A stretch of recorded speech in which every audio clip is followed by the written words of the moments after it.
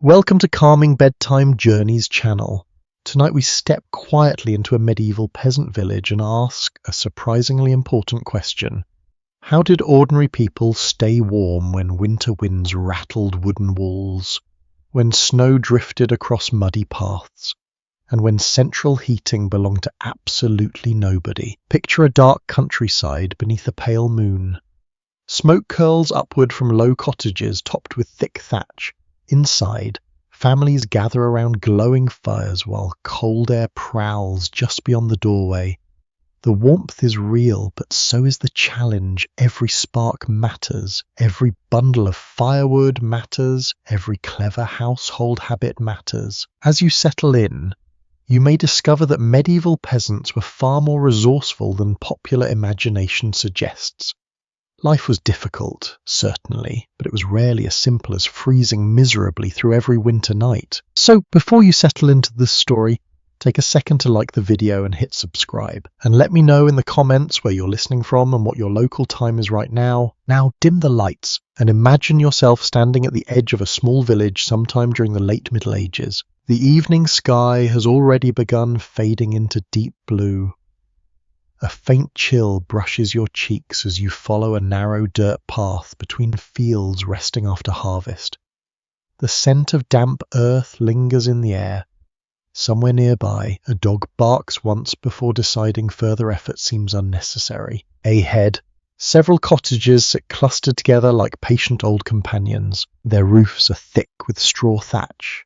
Their walls appear uneven in the fading light. Thin streams of smoke rise into the still evening air. You walk toward one of them, at first glance. The building seems surprisingly small. Modern expectations can be deceptive. Many peasant homes consisted of only one or two rooms. Space was precious. Building materials required labor. Every wall demanded maintenance. Yet this modest structure contains one powerful advantage: compactness. A smaller interior trapped warmth more effectively than a sprawling building. Every person, every animal, every cooking fire contributed heat to the enclosed space. As you approach the doorway, you notice the smell first. Wood smoke, not the pleasant fragrance associated with modern fireplaces during holiday seasons. This smell is stronger, earthier. It clings to clothing, hair, furniture, and walls. It has become part of daily life. You duck your head and step inside. The interior glows with flickering orange light. A fire burns in the center of the room. Its flames dance beneath a haze of smoke drifting upward toward the roof. Your eyes need a moment to adjust. The room feels dim compared with modern homes, yet surprisingly alive. Shadows move gently across wooden beams overhead. The warmth reaches you immediately. Not overwhelming warmth, not luxury, but welcome comfort. A widely accepted historical fact is that many medieval peasant houses relied on an open hearth positioned near the center of the main living area. The hearth served multiple purposes simultaneously. It provided heat, light, and a place to cook food. In many ways, it acted as the heart of the household. You settle onto a rough wooden bench. The fire crackles softly. Now and then, a piece of wood shifts with a muted pop. Around you, daily life continues. Someone stirs a pot suspended above the flames. Another family member repairs clothing by firelight. Children sit nearby, enjoying the warmest area in the room. Nobody strays far from the hearth. Why would they? The difference between sitting near the fire and sitting across the room can feel surprisingly dramatic. You stretch your hands toward the glow. The skin on your fingers warms gradually. Meanwhile, beyond the walls, darkness deepens. The contrast matters. Medieval people understood cold intimately. They experienced seasonal changes directly. Winter was not something observed through insulated windows. It entered daily conversations, influenced work schedules, and shaped household priorities. Keeping warm required planning. Fuel had to be gathered. Food had to be stored. Clothing had to be maintained. The fire itself demanded constant attention. Left alone too long, it might die, and restarting a fire could be frustratingly difficult. A curious historical tidbit appears in some accounts from later medieval and early modern Europe. Certain households attempted to preserve embers overnight beneath ashes rather than fully extinguishing the fire. In the morning, these hidden coals could be coaxed back into flame. Imagine treating a few glowing embers almost like treasured household possessions. The practice saved time and effort. It also reduced the risk of beginning a freezing morning without heat. You glance upward. The smoke behavior seems strange. Where exactly is it going? That question leads to one of the most fascinating aspects of medieval domestic architecture. Many early peasant houses lacked proper chimneys. Instead, smoke drifted upward through the building and escaped gradually through roof openings, gaps in thatch, doors, or small vents. Such buildings are often called smoke houses by historians. The arrangement sounds unpleasant. In some ways, it certainly was, yet it offered unexpected benefits. Smoke helped deter insects. It could also contribute to preserving food hung from roof beams. Necessity often creates unusual solution. Scholars continue discussing exactly how smoky various peasant homes actually were across different regions and centuries. These conditions likely varied enormously. Some houses may have been quite uncomfortable by modern standards, while others featured ventilation systems more effective than people often assume. The truth probably lies somewhere between popular extremes. You listen carefully. The room produces a gentle orchestra of sounds. Wood crackling, quiet conversation, a spoon scraping a cooking pot, the occasional rustle of straw scattered across parts of the floor. Outside, the wind begins strengthening. You hear it brushing against the thatch overhead. The family notices but does not seem concerned. This house has faced many winters. Generations have likely repaired these walls. They have replaced sections of roof. They have learned where drafts enter and how to reduce them. Survival rarely depends upon one grand invention. More often, it depends upon hundreds of small adjustments accumulated through experience. The fire brightens briefly. Golden light flickers across weathered faces. You begin realizing something important. The medieval peasant house was not designed to eliminate winter completely. That would have been impossible. Instead, it was designed to negotiate with winter, to resist it, to soften its harshest edges, to create a pocket of warmth within a much colder world. And as evening settles fully over the village, with smoke drifting into the dark sky above and firelight glowing behind tiny openings in cottage walls, you find yourself drawn closer to that hearth. Closer to the warmth, closer to the people who depended upon it, because inside this humble room, surrounded by wood smoke, flickering shadows, and centuries of practical wisdom, the story of staying warm is only beginning. The fire continues glowing behind you as the evening deepens. You remain inside the cottage for a while, enjoying the gentle warmth spreading through the room. Yet your attention gradually shifts away from the flames themselves and toward the building surrounding them. After all, a fire alone cannot explain winter survival. A fire placed in an open field would warm you briefly before the cold reclaimed its territory. The house matters too. You rise from the bench and slowly examine the structure around you. In the flickering light, the walls appear uneven. Their surfaces bear the marks of countless repairs. Here and there, patches reveal slightly different colours and textures. This cottage has lived a long life, like the people inside it. The building carries scars earned through experience. The first thing you notice is thickness. The walls are not thin wooden panels. They consist of heavier materials designed to stand against weather year after year. In many parts of medieval Europe, peasant houses were built using wattle and daub construction. A framework of woven wooden strips formed the skeleton. This lattice was then coated with a mixture containing clay, mud, straw, and sometimes animal dung. That last ingredient rarely appears in romantic paintings. History can be inconveniently practical. Once dried, however, the material created surprisingly sturdy walls. These surfaces helped reduce drafts and offered a measure of insulation against winter conditions. You run your fingers across a section of wall. The texture feels rough. Cool but not icy, the cottage seems to breathe quietly around you. Outside, A stronger wind passes across the village. You hear it rustling through nearby trees. Yet inside, only a faint reminder reaches your ears. Not perfect protection, still protection. That distinction matters. Many modern people imagine medieval peasant homes as miserable huts, barely capable of keeping out the elements. Reality was often more complicated. These buildings represented generations of accumulated knowledge. Villagers understood local weather patterns. They knew which materials performed best. They learned through trial, error, and necessity. A commonly accepted historical observation is that medieval builders frequently used locally available resources. Stone dominated some regions. Timber appeared in others. Earth-based construction remained widespread where suitable materials existed. The result was remarkable variety. A peasant cottage in northern England might differ significantly from one in southern France or central Germany, yet all shared a similar purpose, creating shelter that could conserve precious warmth. Your gaze drifts upward. The roof deserves special attention. Above your head rests a thick layer of thatch made from straw, reeds, or other plant materials. From a distance, thatched roofs appear charming. Up close, they reveal an impressive piece of practical engineering.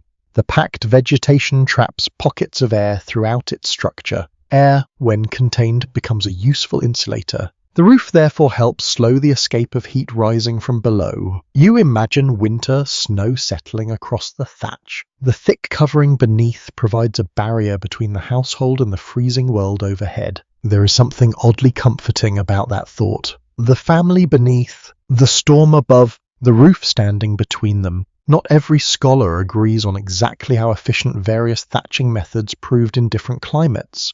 Surviving evidence remains uneven. Regional practices changed over centuries.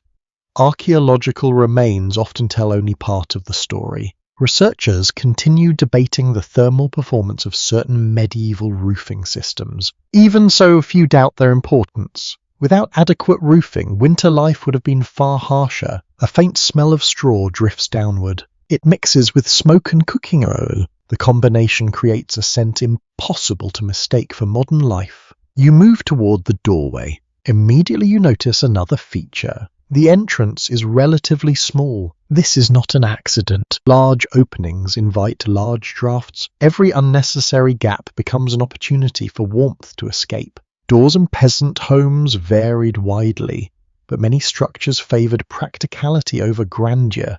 A modest entrance reduced exposure to wind and cold. Some cottages may even have used simple fabric coverings or additional barriers during severe weather. Nothing fancy, just effective. The family inside understands a basic truth. Winter always searches for weaknesses. The smallest crack, the loosest board, the neglected corner. Cold air requires very little encouragement. You glance down at the floor. It is not covered in polished hardwood. Instead, you see packed earth beneath your feet. Modern readers often react to earthen floors with disappointment, yet they were common throughout much of medieval Europe.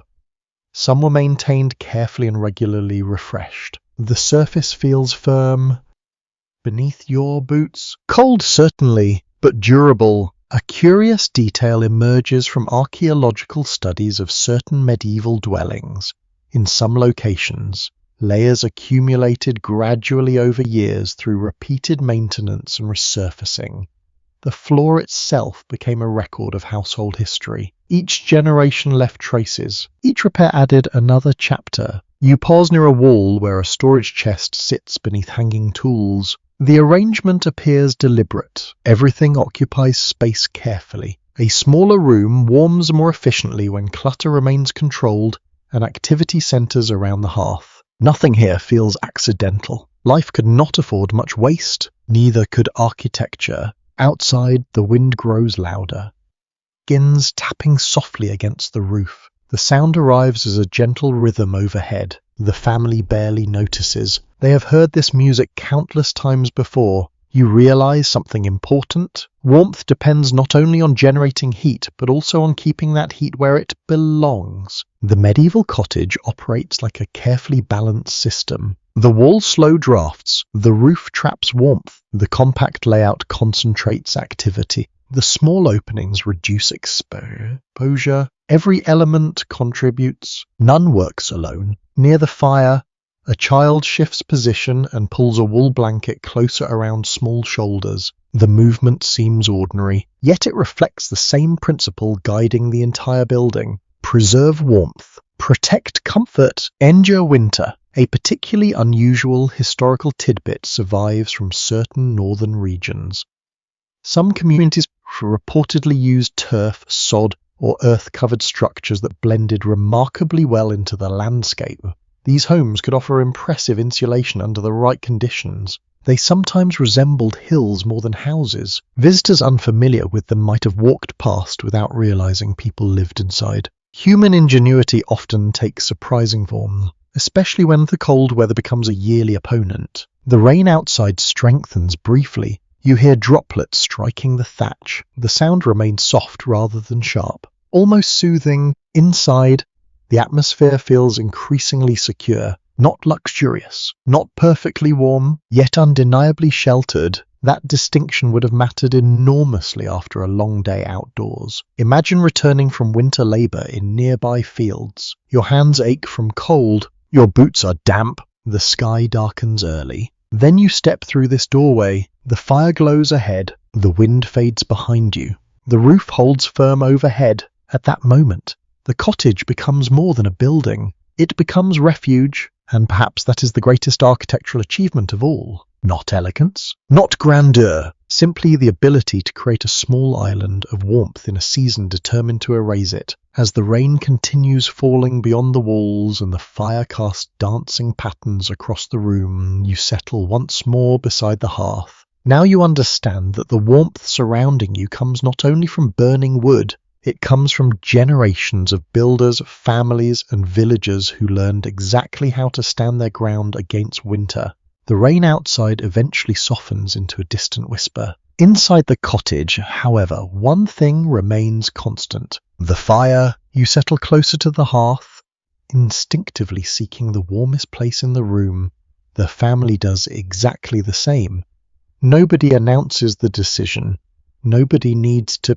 Human beings have been gravitating toward fires for so long that the habit feels older than memory itself. The flames flicker and sway. Orange light dances across the walls. Smoke drifts lazily upward. A few sparks leap briefly before vanishing into the darkness above. The entire room seems organized around this single glowing center, and in many ways it is for medieval peasants.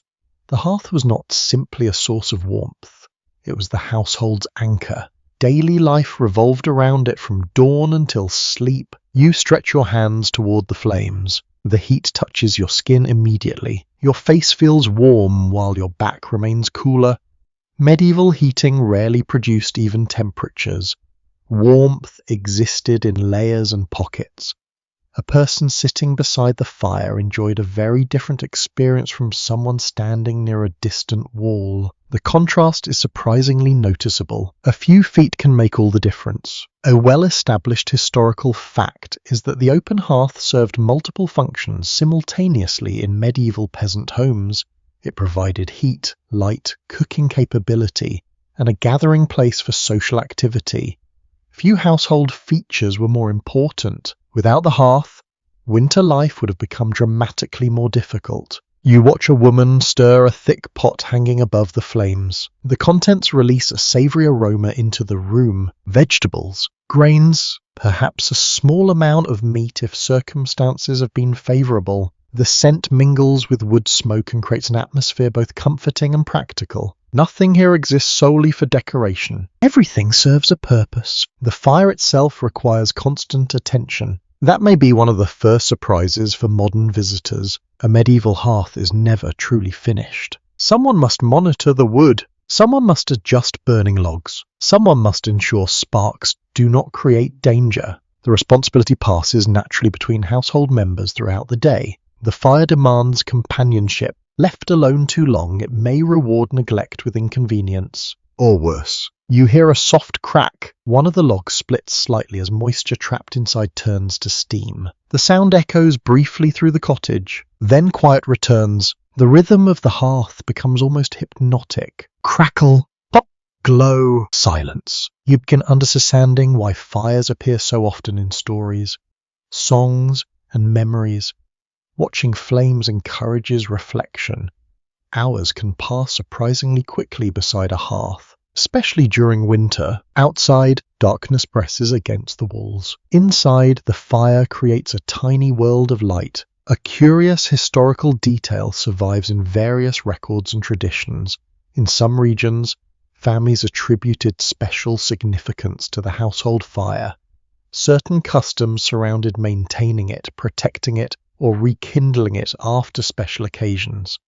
The exact practices varied widely, but the emotional importance of the hearth often extended beyond simple practicality. The fire fed the family. The fire protected the family. The fire became part of family identity. That relationship carried weight. A child nearby edges closer to the warmth. No one objects. The best seats belong to whoever feels coldest. An entirely reasonable system. You glance upward toward the smoke-darkened roof beams. Years of exposure have stained the wood almost black. The effect may seem unattractive by modern standards, yet it tells a story. Countless fires have burned beneath these beams.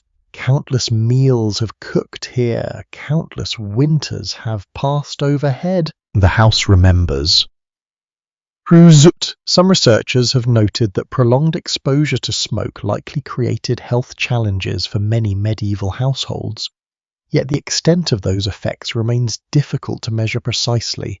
Surviving evidence is incomplete, and living conditions varied enormously across regions and centuries. Experts continue examining how smoke affected daily life in different communities. The answer remains complex. History rarely provides neat conclusions. The fire brightens suddenly as another log is added. Fresh flames leap upward. Warmth spreads outward. The family barely notices the action.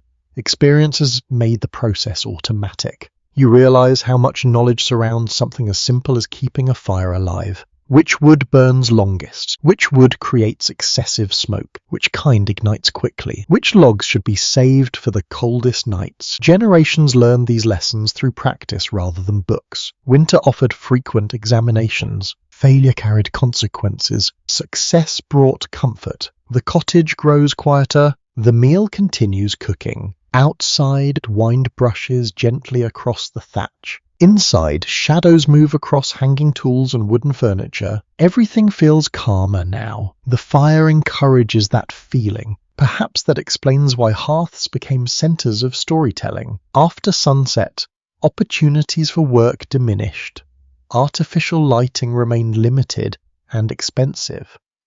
Families often gathered near the brightest source available. The hearth naturally became the evening stage. Stories emerged, songs appeared, advice passed between generations. Children listened, adults remembered. Knowledge traveled through conversation, and all of it happened beside the flames. A particularly charming tidbit appears in some folklore traditions. Certain tales warned children not to misbehave near the hearth because spirits, magical beings, or household creatures might be watching from the shadows. Whether anyone truly believed such stories varied from place to place. The stories survived because they entertained, and perhaps because they kept children from getting too close to fire. Practical parenting occasionally disguises itself as mythology. You smile at the thought, a parent inventing supernatural consequences to discourage dangerous behavior feels surprisingly timeless. Some things never change. The fire settles into a steady burn. Its glow reflects softly across faces throughout the room. Nobody rushes. Nobody hurries toward the next task. Winter evenings encourage patience. There is nowhere else to be. The weather outside has already made that decision. You lean slightly closer. The warmth reaches your hands again. Not overwhelming, just enough. The perfect amount for a cold evening, and perhaps that is another lesson hidden within medieval life. People did not necessarily expect constant comfort. They sought sufficient comfort, Enough warmth, enough food, enough shelter. The hearth delivered exactly that. Reliable rather than luxurious, essential rather than extravagant. As the evening continues, you begin seeing the fire not as a household feature but as a companion. A demanding companion, certainly. One that consumes fuel constantly. One that requires supervision. One that occasionally fills the room with unwanted smoke. Yet a companion all the same. Without it, the cottage would become colder, darker, quieter, and far less welcoming. With it, winter becomes manageable. The flames continue their slow dance. The pot simmers gently overhead. The family settles into familiar routines, and surrounded by crackling wood, warm light, and centuries of accumulated wisdom, you understand why the hearth remained the true heart of the medieval peasant home. The evening slowly gives way to night. The cooking pot has been emptied. Conversations have softened. Outside, the village rests beneath darkness and cold air. The wind still wanders among the cottages, brushing against thatched roofs and rattling bare branches beyond the fields. Inside the house, however, another important winter ritual begins. Preparing to sleep, you might imagine that bedtime offered a welcome escape from the day's challenges. In some ways it did. Yet medieval winter nights presented their own difficulties. Once activity slowed and bodies became still, cold seemed to notice. It crept closer. It settled into corners. It tested every layer of clothing and every blanket available. The family near the hearth understands this perfectly. Nobody rushes towards the separate bedrooms because there are very few separate rooms to begin with. Space remains limited. Privacy exists in smaller quantities than most modern people would tolerate. Warmth takes priority. You watch as bedding is arranged near the areas most likely to retain heat. Straw mattresses are adjusted. Blankets are shaken out. Wool coverings appear from storage chests. The preparations seem familiar through repetition. They have done this hundreds of times, perhaps thousands. A recurring theme in historical evidence is that medieval peasant households often shared sleeping spaces extensively. Entire families might sleep in a single room, especially during colder months. This arrangement conserved heat and simplified household life. The modern preference for individual sleeping spaces would have seemed extravagant in many villages. You settle onto a simple pallet near the others. The straw beneath you rustles softly. It feels uneven, not uncomfortable exactly, just different. You pull a wool blanket around your shoulders and immediately appreciate its value. The material feels coarse compared with modern fabrics, yet it traps warmth remarkably well. The texture scratches slightly. The warmth compensates. On exchange accepted willingly. Nearby, children settle beside parents and siblings. Nobody comments on the closeness, shared sleeping arrangements are ordinary. In fact, separation might seem unusual. Body heat matters more than many people realize. Several individuals sleeping together create a noticeably warmer environment than a single person resting alone. Medieval households understood this reality through experience rather than scientific measurements. The principle required no explanation. Winter provided constant demonstration. You hear the fire shifting behind you. The flames have been reduced somewhat for the night. Fuel remains valuable. Wood cannot be burned carelessly. Still, enough embers glow to provide comfort. Their reddish light flickers gently across the room, a small constellation indoors. One interesting detail preserved in various historical accounts concerns bed-sharing practices that could seem surprising to modern audiences. Sharing beds often reflected practicality rather than intimacy. Travelers, relatives, workers, and family members sometimes slept together simply because space, warmth, and resources demanded efficiency. Comfort had different definitions. Necessity often shaped them. You adjust your blanket slightly higher. The room feels cooler now that activity has ended. Yet the gathered sleepers create their own warmth. Breathing, resting, existing together beneath layers of wool and linen. The atmosphere changes. The cottage grows quieter with every passing minute. A child murmurs briefly in sleep. Someone coughs once. The fire gives a faint crackle, then silence returns. You begin noticing how darkness transforms the house. Earlier, the room seemed busy and practical. Now it feels almost protective. The walls hold back the cold. The roof shields everyone beneath it. Even the remaining embers appear to stand watch. Outside lies winter. Inside lies shelter. The distinction feels profound. Research generally supports the idea that wool served as one of medieval Europe's most valuable textiles for cold weather. Unlike linen, which remained common for undergarments and warmer seasons, wool excelled at retaining heat. Its importance can hardly be overstated. A household possessing quality woolen blankets owned a genuine advantage during winter. You run your fingers across the fabric again. The fibers feel dense, substantial, dependable, the kind of material designed for survival rather than fashion. Although fashion existed too, of course. Humans remain humans. The Middle Ages. Beyond the walls, a stronger gust of wind arrives. You hear it moving across the roof. The sound resembles distant waves. For a moment, everyone remains still. Then the house settles again. These noises are familiar companions. No cause for concern. Yet historians examining medieval domestic life do not always agree on how comfortable sleeping conditions truly were across different regions and social circumstances. Some interpretations emphasize hardship, while others suggest that well-managed households could create surprisingly effective sleeping environments despite limited technology. The reality likely varied enormously. Weather varied, housing varied, resources varied, human experience varied as well. You close your eyes briefly. The smell of smoke lingers in the air, not overpowering now, just present, a permanent resident of the cottage. Wood smoke has woven itself into the fabric of daily life. It clings to blankets, clothing, hair, and walls. Medieval villagers probably noticed it far less than modern visitors would. Familiar scents often disappear from conscious attention. Another unusual detail appears in some later records from Europe. People occasionally used bed curtains, enclosed sleeping spaces, or canopied arrangements to trap warmth around the sleeper. Such solutions appeared more commonly among wealthier groups, but the underlying idea reveals something important. People constantly searched for ways to hold on to heat. Even a small improvement mattered, especially during long winters. The embers continue glowing softly. Their light now seems gentler than before. You notice how everyone naturally positioned themselves to benefit from remaining warmth. Nobody measured distances. Nobody calculated airflow. Experience handled those decisions. Generations had already performed the experiment. The results became habit. That process fascinates you. Much of medieval knowledge never appeared in books. It traveled through observation, imitation, and repetition. Children learned by watching parents.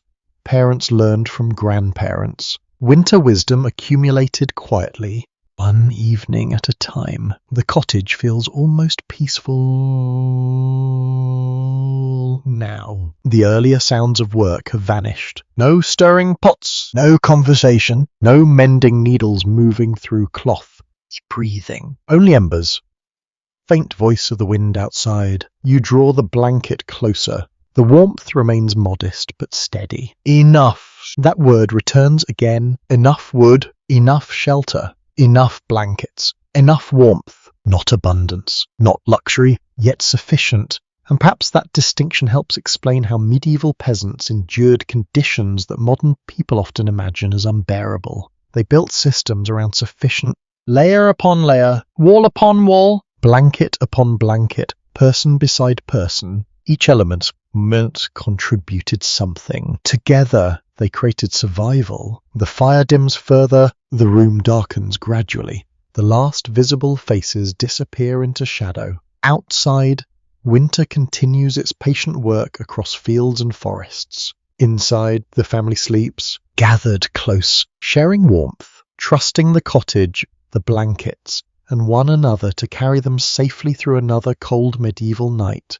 Morning arrives gradually. At first, you notice it through sound rather than light. A rooster announces his opinion to the entire village. Somewhere outside, a cartwheel creaks over frozen ground.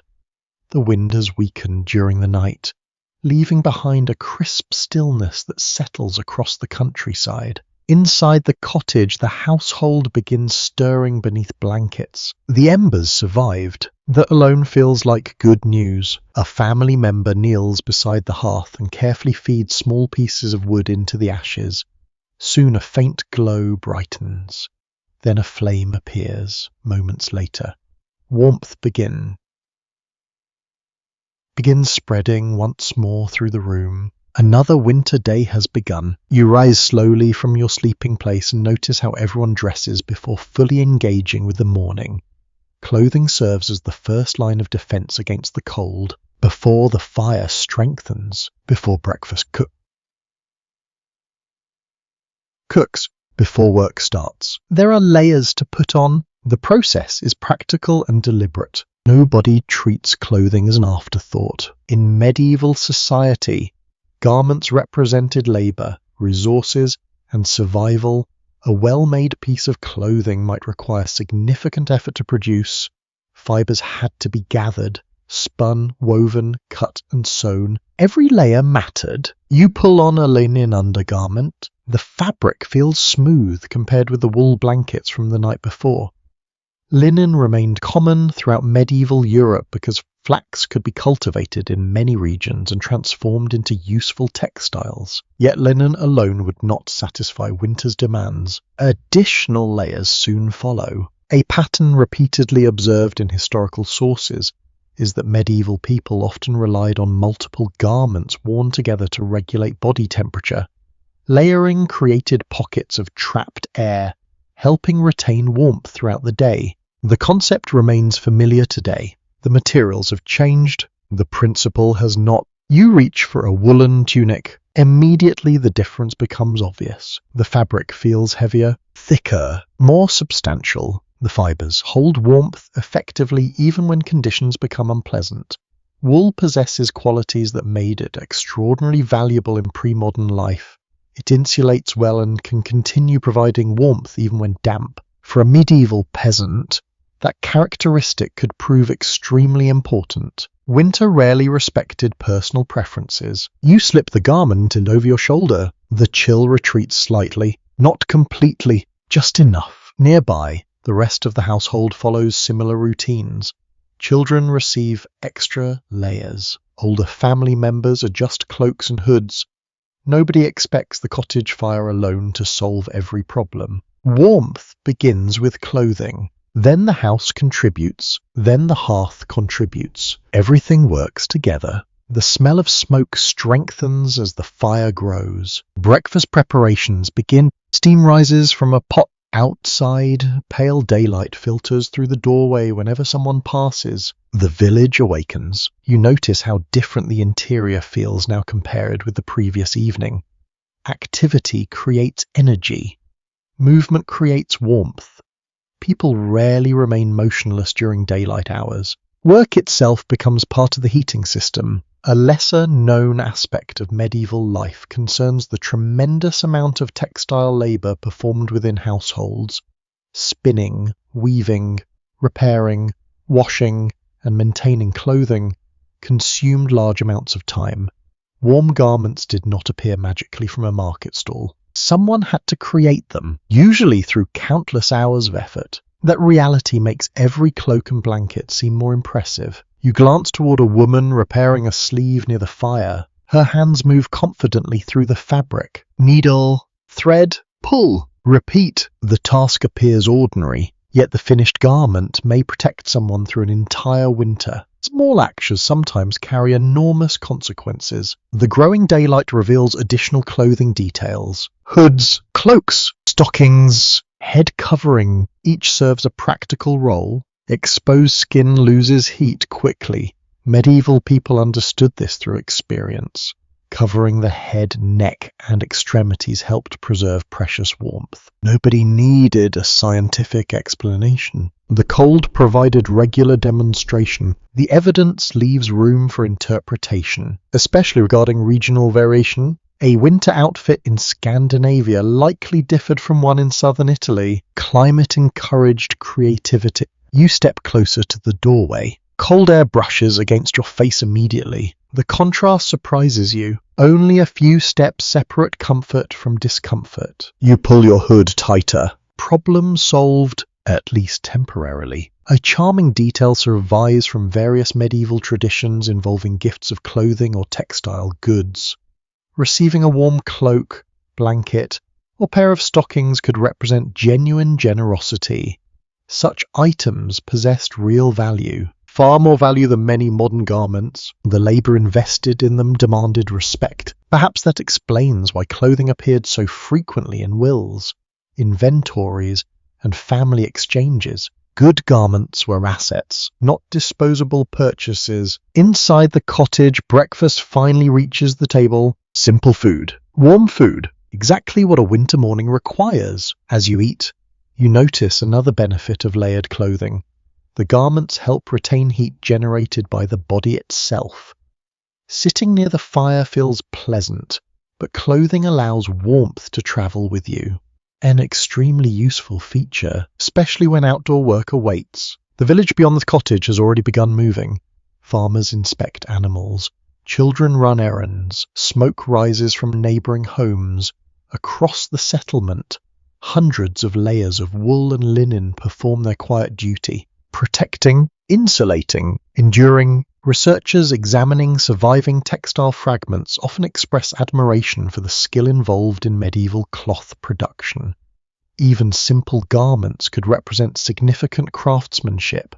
Materials varied greatly in quality, but knowledge of spinning, weaving, and sewing spread throughout society. The results helped entire communities survive. Not glamorous work, essential work. You finish your meal and stand near the hearth once more. The warmth feels different now. Earlier, it compensated for the night's chill.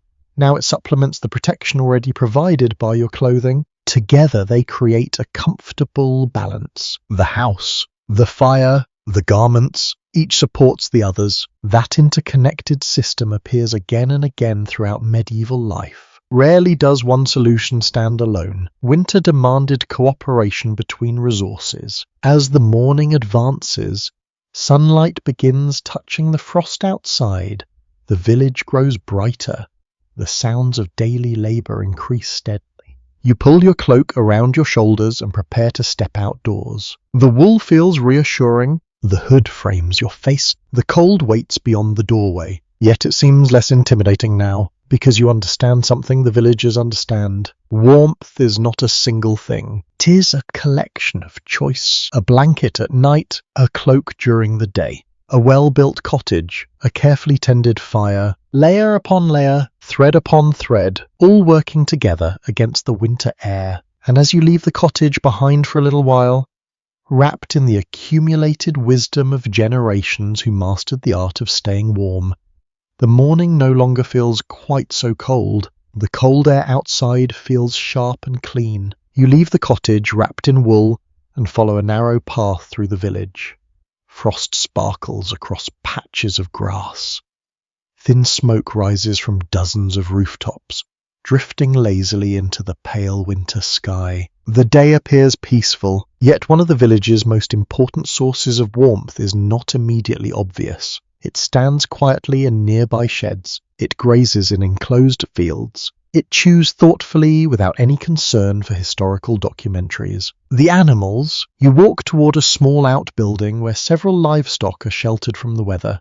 The smell reaches you before the structure itself.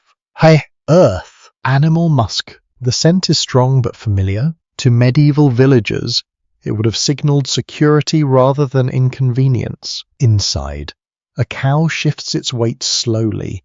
A few sheep huddle together in a corner.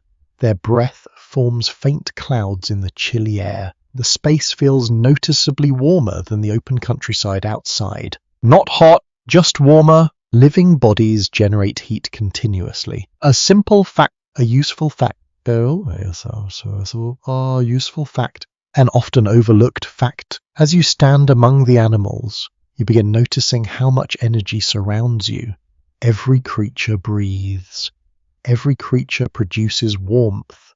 Every creature contributes to the surrounding environment. In a world where heating required constant labor, that warmth had value. Evidence from many regions suggests that livestock frequently occupied buildings close to human living spaces. In some areas, animals shared structures with people through various arrangements, while elsewhere they remained separated by walls or adjacent buildings. The exact configurations varied considerably. Climate influenced choices, tradition influenced choices, available resources influenced choices. Nothing was universal. You rest a hand against a wooden partition. The timber feels cool, but not freezing. Beyond it, a cow exhales heavily. The sound resembles a slow sigh. You cannot help but appreciate the animal's contribution to village life. Livestock provided milk, wool, labor, manure, and food.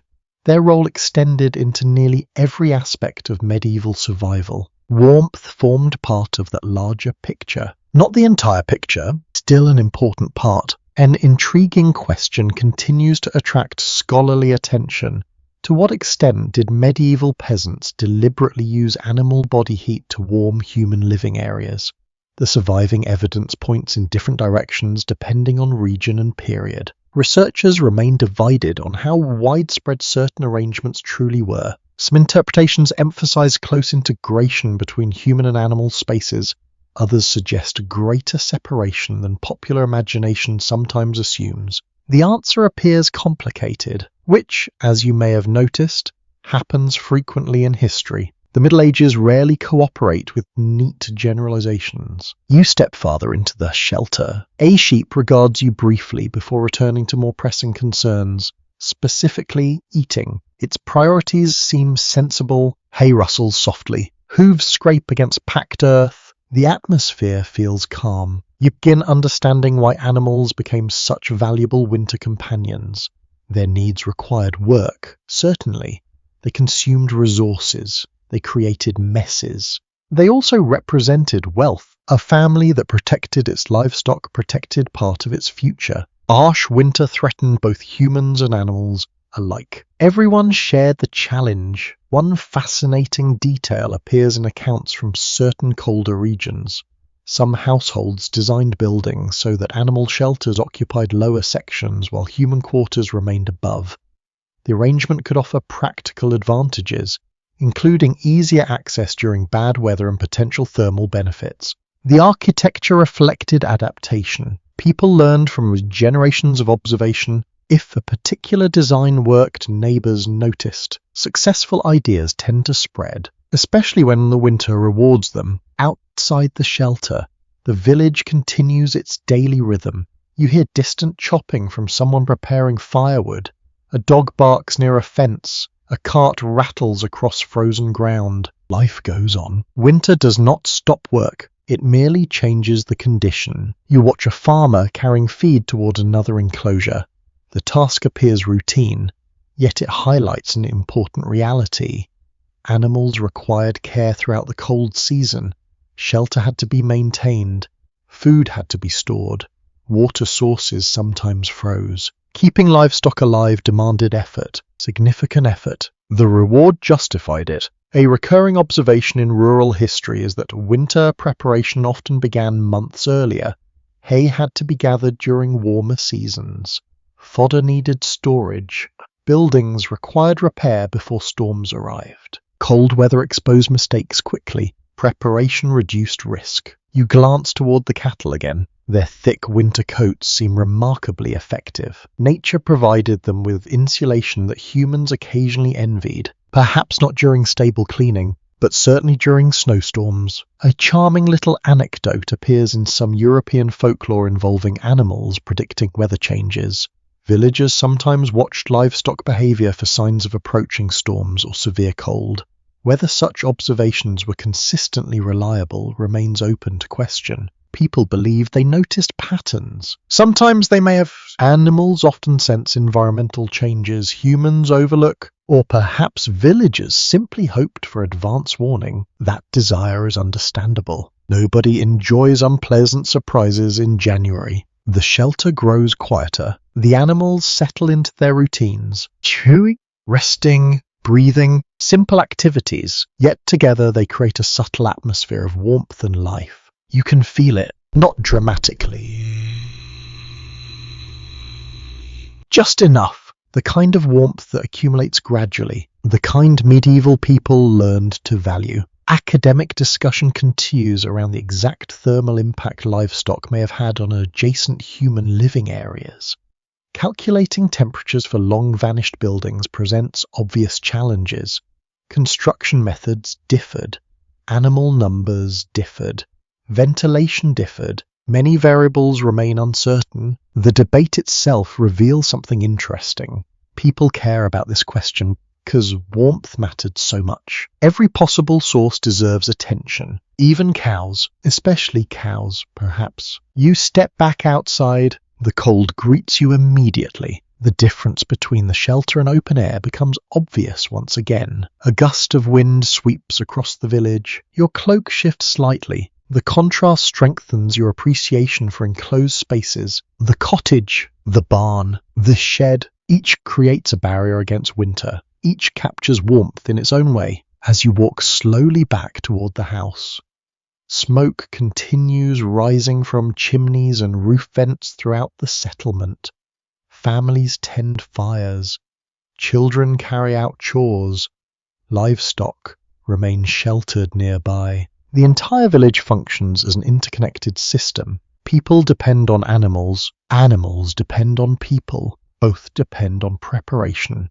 Both depend on shelter. Winter encourages cooperation whether one has 2 legs or 4. The cottage door opens as you approach. Warm air brushes your face. Inside, the hearth glows steadily. The familiar scent of smoke and cooking greets you once more. For a moment, you pause at the threshold. Behind you stand the animals whose presence helps sustain village life. Ahead lies the warmth of home. Together, they form part of the quiet, practical network that carried medieval communities through countless winter. By late afternoon, the light has already begun fading. Winter days feel strangely brief. The sun rises reluctantly and seems eager to leave again, long before modern clocks would announce evening.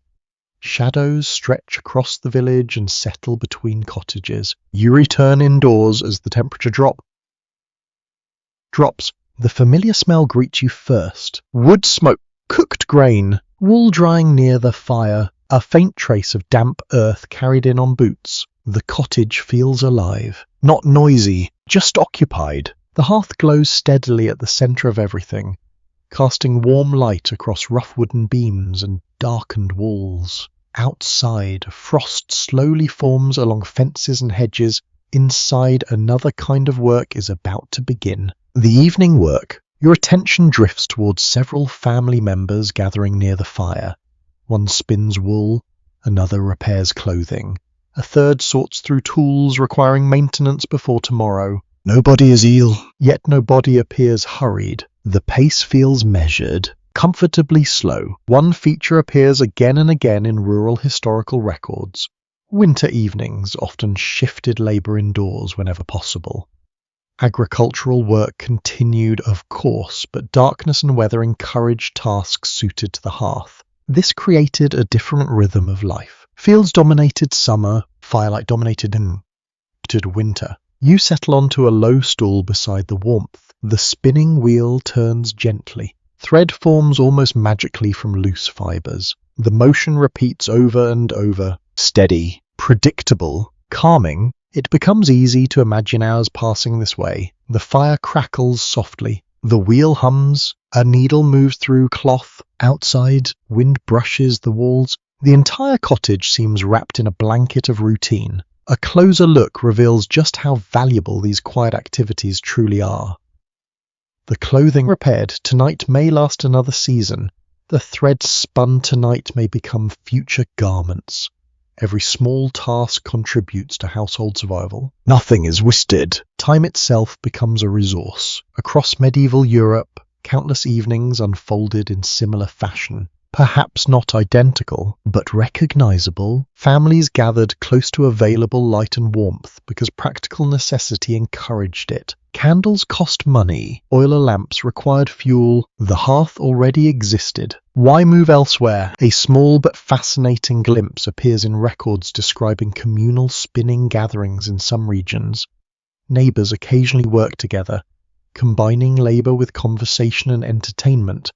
Such gatherings varied widely by place and period, yet they remind us that winter evenings were not always lonely affairs. Work and social life often blended together. People rarely separated them as sharply as modern societies do. The woman beside the fire pauses briefly to flex tired fingers. Then she resumes. The motion has become second nature. Years of practice guide every movement. You begin appreciating how much knowledge lived in ordinary hands. Knowledge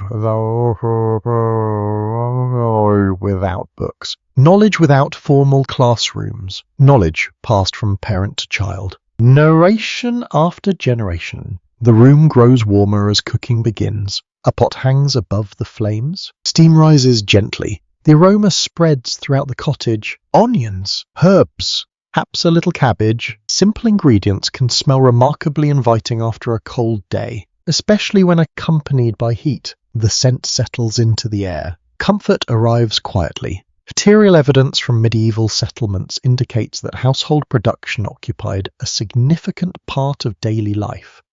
Many goods that modern people purchase were instead created, repaired, or maintained within the home itself. The cottage functioned as both residence and workshop. The distinction barely existed. Near the doorway, a child gathers small pieces of wood for the fire. The task appears modest, yet even this contributes to the evening's comfort. Fuel management never truly ends. Every log matters, every ember matters. The fire rewards attention. A particularly memorable example from later European folklore describes household spirits said to favor diligent workers near the hearth.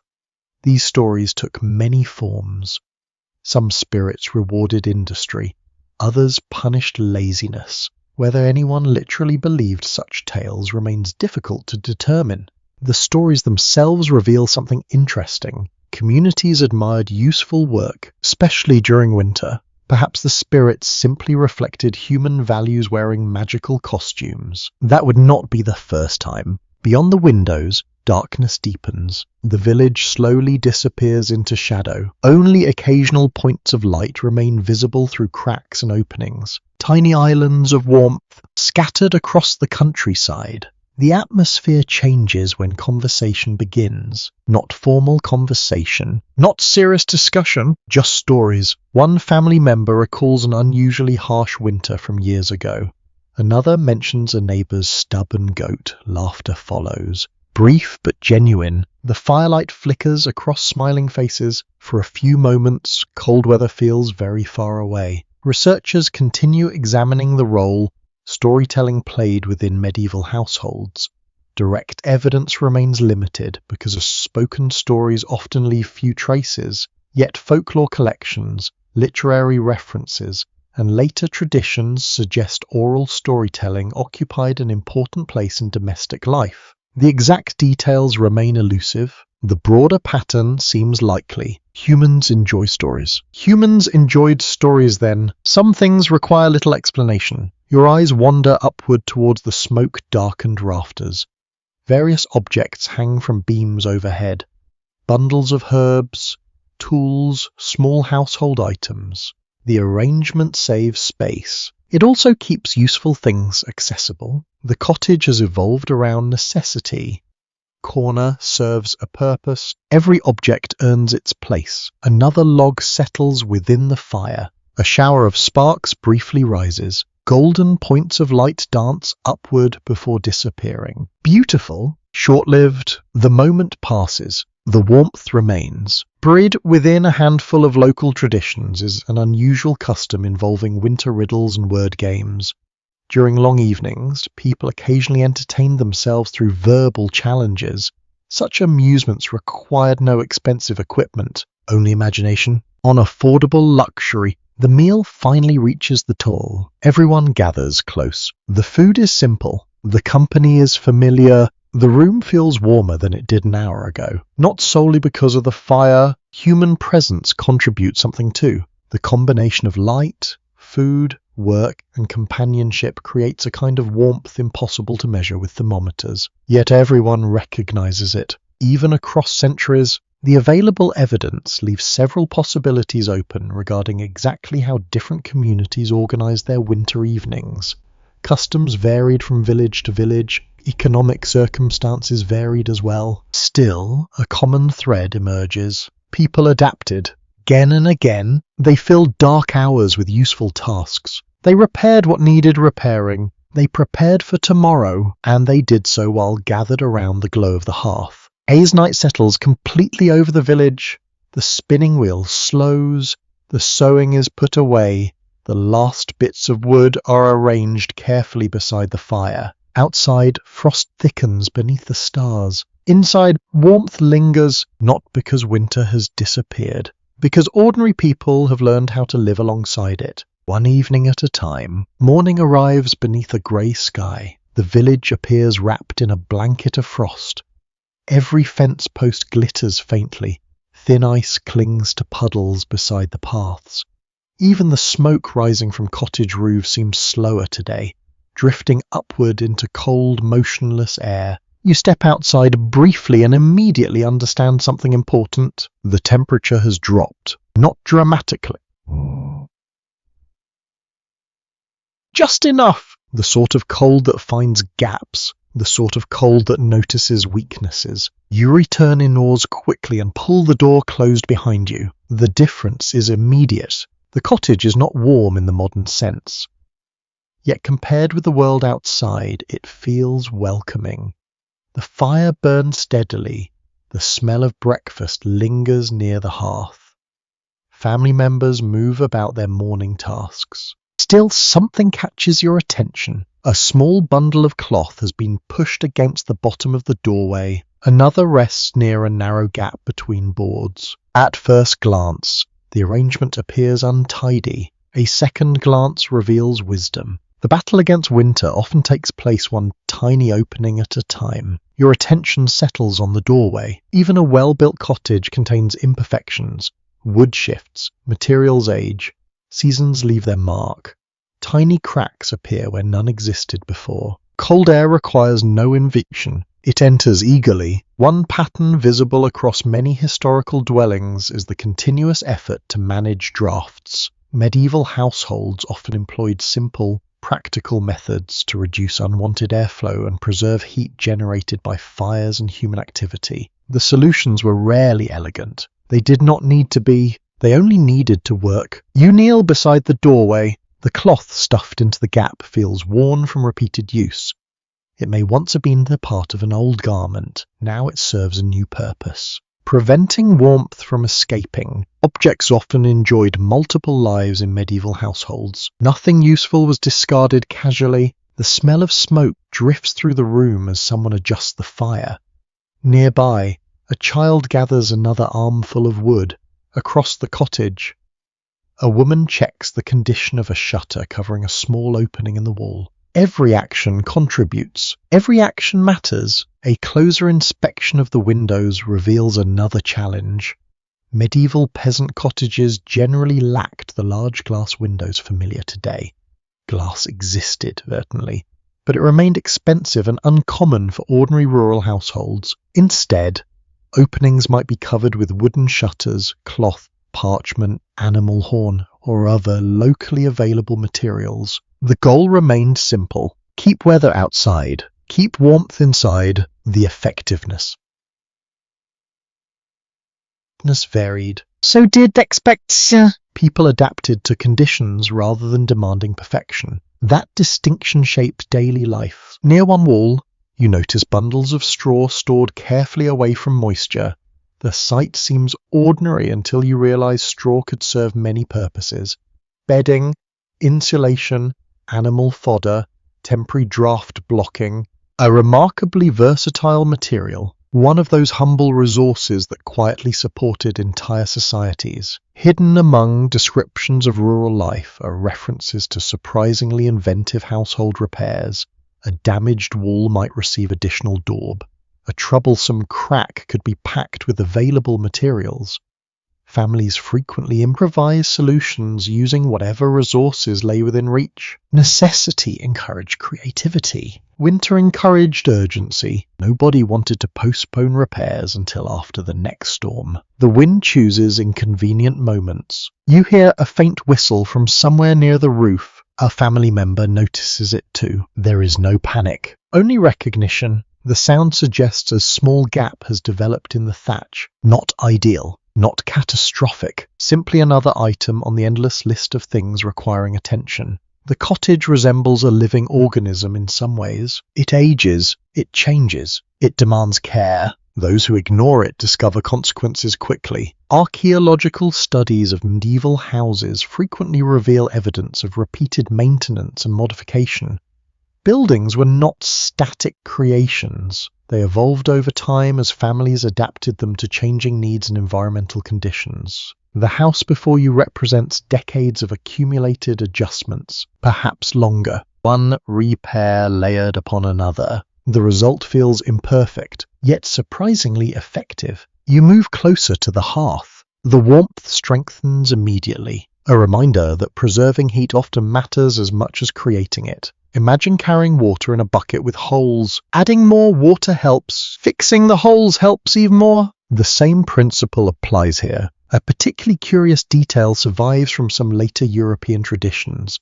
Certain households believed specific plants or herbs placed near entrances could offer protection against harsh weather, bad luck, or troublesome spirits. Whether anyone genuinely expected magical results remains difficult to know. Yet the custom itself is revealing. People wanted protection against storms, against winter, against uncertainty. Sometimes practical measures and symbolic measures existed side by side. The line between them could blur. Across the room, someone closes a shutter as clouds thicken outside. The interior grows slightly darker. The firelight becomes more prominent. Golden reflections ripple across wooden surfaces. The atmosphere feels secure, contained, sheltered, even though cold weather surrounds the cottage completely. The historical picture becomes less clear when scholars attempt to measure exactly how drafty various medieval homes were. Surviving structures differ enormously. Climate, construction methods, maintenance quality, and household wealth all influence results. Some cottages likely leaked substantial amounts of air. Others may have performed surprisingly well. The evidence supports several possibilities. History often resists simple conclusion. A stronger gust of wind arrives. You hear it passing across the roof. The walls remain firm. The cloth barriers remain in place. The fire continues burning. The system works. Not perfectly. Well enough. That phrase appears repeatedly throughout medieval life. Well enough. A roof that keeps out most rain, a wall that blocks most wind, a cloak that provides sufficient warmth. Perfection remains rare, practicality remains common. An overlooked detail emerges as the day progresses. Household members constantly monitor their environment without consciously thinking about it. They notice new drafts, they notice damp spots, they notice unusual sounds from the roof or walls. Experience trains attention. Winter sharpens it further. The cottage teaches its occupants how to care for it. In return, it protects them. By afternoon, the sky has darkened further. Snow threatens but never arrives. The wind remains active outside, roaming across fields and lanes. Inside life continues. Food cooks, wood burns, work proceeds. The barriers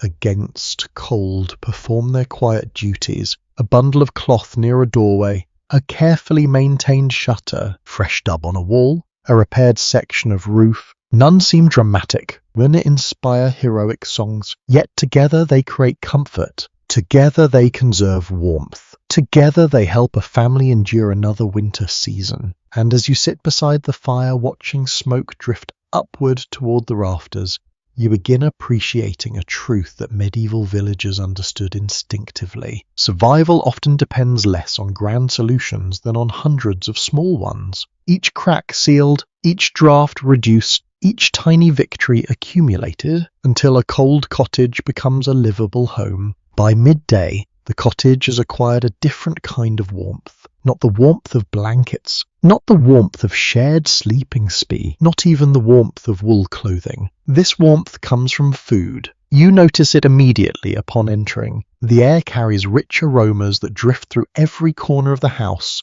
Steam rises from cooking pots. The hearth burns brighter than usual. Family members move steadily between storage containers. Preparation surfaces, and the fire itself. Winter cooking is underway. The scene feels comforting. It also feels surprisingly important. Your eyes settle on a large pot suspended above the flames. Liquid bubbles gently inside. The surface ripples and releases fragrant clouds into the room. Vegetables simmer. Grains soften. Flavors slowly combine. The process is unhurried. Many medieval meals required patience rather than precision. The fire crackles beneath the pot. Smoke curls upward. Heat spreads outward. A pattern found repeatedly in household records and archaeological studies is that cooking formed one of the primary sources of indoor warmth during colder months. The same fire that prepared meals also heated the living space around it. Efficiency mattered. Fuel represented work. No household wanted separate fires when one could perform several tasks. The arrangement made perfect sense. You move closer. The warmth increases immediately. So does the smell. Onions, leeks, herbs, perhaps a little meat if circumstances allow. Perhaps none at all. Even simple ingredients become inviting after hours over a fire. The scent alone seems capable of raising morale. A child stands nearby, clearly interested in the contents of the pot. The child is not alone. You are interested too. Food possesses a remarkable ability to attract attention, especially during winter. A closer examination of medieval diets reveals enormous regional variation. Coastal communities relied on different foods than inland villages. Northern Europe differed from Southern Europe. Wealth influenced options as well. Yet one thing remained consistent. Warm meals mattered, particularly when temperatures dropped. A bowl of hot pottage offered more than nourishment. It offered comfort. You watch as someone adds another piece of wood to the hearth. The flames respond eagerly. Soon the room grows warmer still. Cooking and heating become impossible to separate. They work together naturally. One supports the other. The fire transforms raw ingredients into food while simultaneously protecting the household from the cold. A remarkably efficient partnership. An overlooked detail appears in descriptions of medieval kitchens and hearths. People often spent considerable time near cooking fires because that was where warmth gathered most reliably during the day. Work migrated toward heat. Heat attracted activity. The pattern repeated itself constantly. Sewing near the fire, repairs near the fire, conversation near the foot, life near the fire. Outside, winter waits patiently. Inside, the hearth claims center stage. You hear liquid bubbling steadily. The sound blends with the crackle of burning wood. Together they create a soothing rhythm, almost musical. Across the room, bread dough rests beneath a cloth. Nearby, storage baskets contain vegetables preserved from earlier seasons. Every item reflects preparation carried out months before. Winter meals begin in summer. The connection becomes obvious once you think about it. Food cannot appear from frozen fields. It must be planned, stored, protected. Historical evidence from rural communities consistently highlights the importance of preserving food before winter arrived. Drying, salting, storing, and careful management of supplies helped families survive seasons when fresh resources became less accessible. The pot before you represents months of preparation, not merely today's effort. You lift a wooden spoon briefly and stir. Steam rises toward your face. The heat feels pleasant against your skin. The smell becomes even richer. A simple pleasure, yet deeply satisfying. One colorful detail worth mentioning involves medieval trenchers. In some contexts, thick slices of stale bread served as edible plates beneath food. After absorbing juices and flavors, they could be eaten or distributed according to local customs and circumstances. Practical, resourceful, delicious sounding, at least when fresh enough. Your attention drifts toward the roof beams above the hearth. Years of cooking have left dark traces across the wood.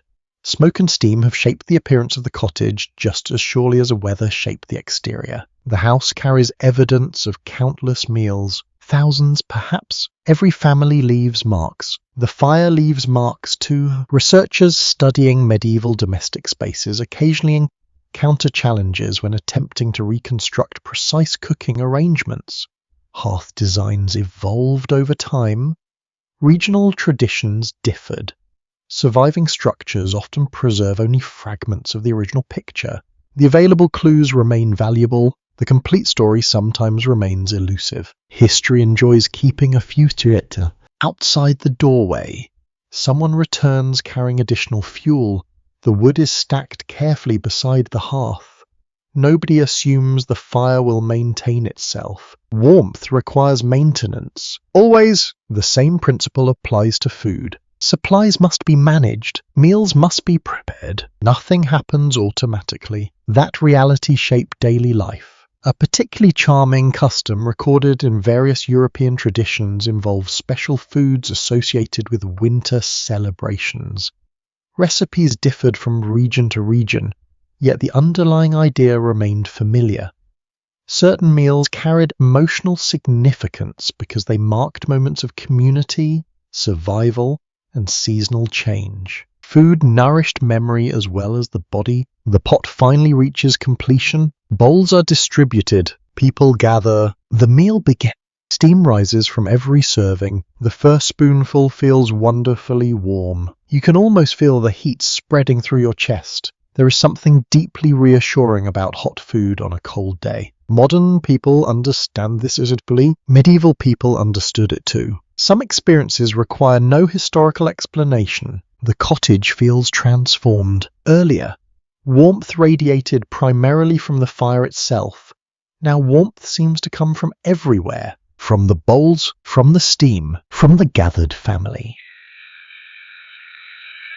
From the shared experience of eating together, the atmosphere softens. Conversation begins. Someone laughs. Another person reaches for more bread. The fire continues burning steadily nearby. A number of scholars note that communal eating likely reinforced social bonds within households, while details varied according to culture and circumstance. Shared meals offered opportunities for cooperation, conversation, and mutual support. Winter encouraged togetherness. The weather outside provided strong incentives. You finish your meal slowly. The bowl remains warm in your hands. The room remains warm around you. For a few moments, the cold world beyond the walls seems distant. Not defeated, just held at bay, and perhaps that captures the essence of medieval winter cooking. The hearth-fed people, the food-warmed people, the gathering strengthened people, each element reinforced the others as the last wisps of steam drift upward toward the rafters, and the fire settles into a comfortable glow. You begin appreciating how much of winter survival depended not merely on generating heat, but on sharing it. Night arrives early, the winter sun slips below the horizon, while much of the day still seems unfinished. A pale glow lingers briefly over the fields before fading into blue, then grey, then darkness. The village changes character almost immediately. Paths disappear, distant landmarks dissolve into shadow. The world shrinks. You stand outside the cottage for a moment, looking across the settlement. Small threads of smoke continue rising from rooftops. Here and there, faint points of orange light glow through shutters and doorways. Every light marks a household gathered against the cold. Every light represents a fire being tended carefully. The sight feels reassuring. Then a gust of icy wind brushes your face. That is enough outdoor contemplation for one evening. So return inside. The door closes. Warmth greets you once again. Not abundant warmth, reliable warmth, the kind that feels earned. As darkness settles fully around the village, A different challenge begins. Winter nights are long, very long, during certain parts of the medieval year. Darkness could dominate nearly half of every day. People learned to adapt. They had little choice. Near the hearth, family members draw closer together. The fire becomes more important with every passing hour. Its glow illuminates faces, tools, bowls, and blankets. Beyond its reach, shadows gather quietly along the walls. The contrast is striking. Light and darkness seem to negotiate over every corner of the room. Documents from medieval Europe frequently suggest that winter evenings encouraged households to reorganize their routines around available light. Activities requiring precision often happened near the hearth, or near whatever lamps and candles a family could afford. Eyesight was valuable, light was valuable too. Neither was wasted. The fire pops softly, a shower of sparks briefly rises. Then calm returns. You settle onto a bench and watch the room. Nobody appears rushed. The pace slows naturally. There is less pressure to accomplish outdoor work after sunset. The fields cannot be ploughed in darkness. The livestock have already been tended. The weather itself encourages stillness. The atmosphere becomes reflective, perhaps even peaceful. Toward the far wall, someone continues mending a garment. The needle catches firelight with each movement. Nearby, another family member carves a small wooden object. The work is quiet, steady, almost meditative. A small window into everyday life appears when examining medieval household accounts and personal records. Many people spent winter evenings engaged in productive but relatively low-intensity tasks. Repairing tools, preparing materials, processing fibers, and maintaining household goods filled countless hours. The work mattered, the rhythm mattered too. Winter encouraged patience. The smell of burning wood grows richer as another log settles into place. Heat spreads through the room in gentle waves. Outside, temperatures continue falling. Inside, the family holds its ground. You begin wondering what medieval people thought about during such long nights. Did they worry? Did they plan? Did they simply enjoy the warmth while it lasted? The answer was probably all three. Humans rarely limit themselves to a single thought. Beside the hearth, conversation drifts from practical matters towards stories. Someone recalls an unusually snowy winter from years earlier. Another remembers a harvest festival. The details blur together pleasantly. Memory becomes entertainment, no tickets required. One delightful custom involved seasonal storytelling.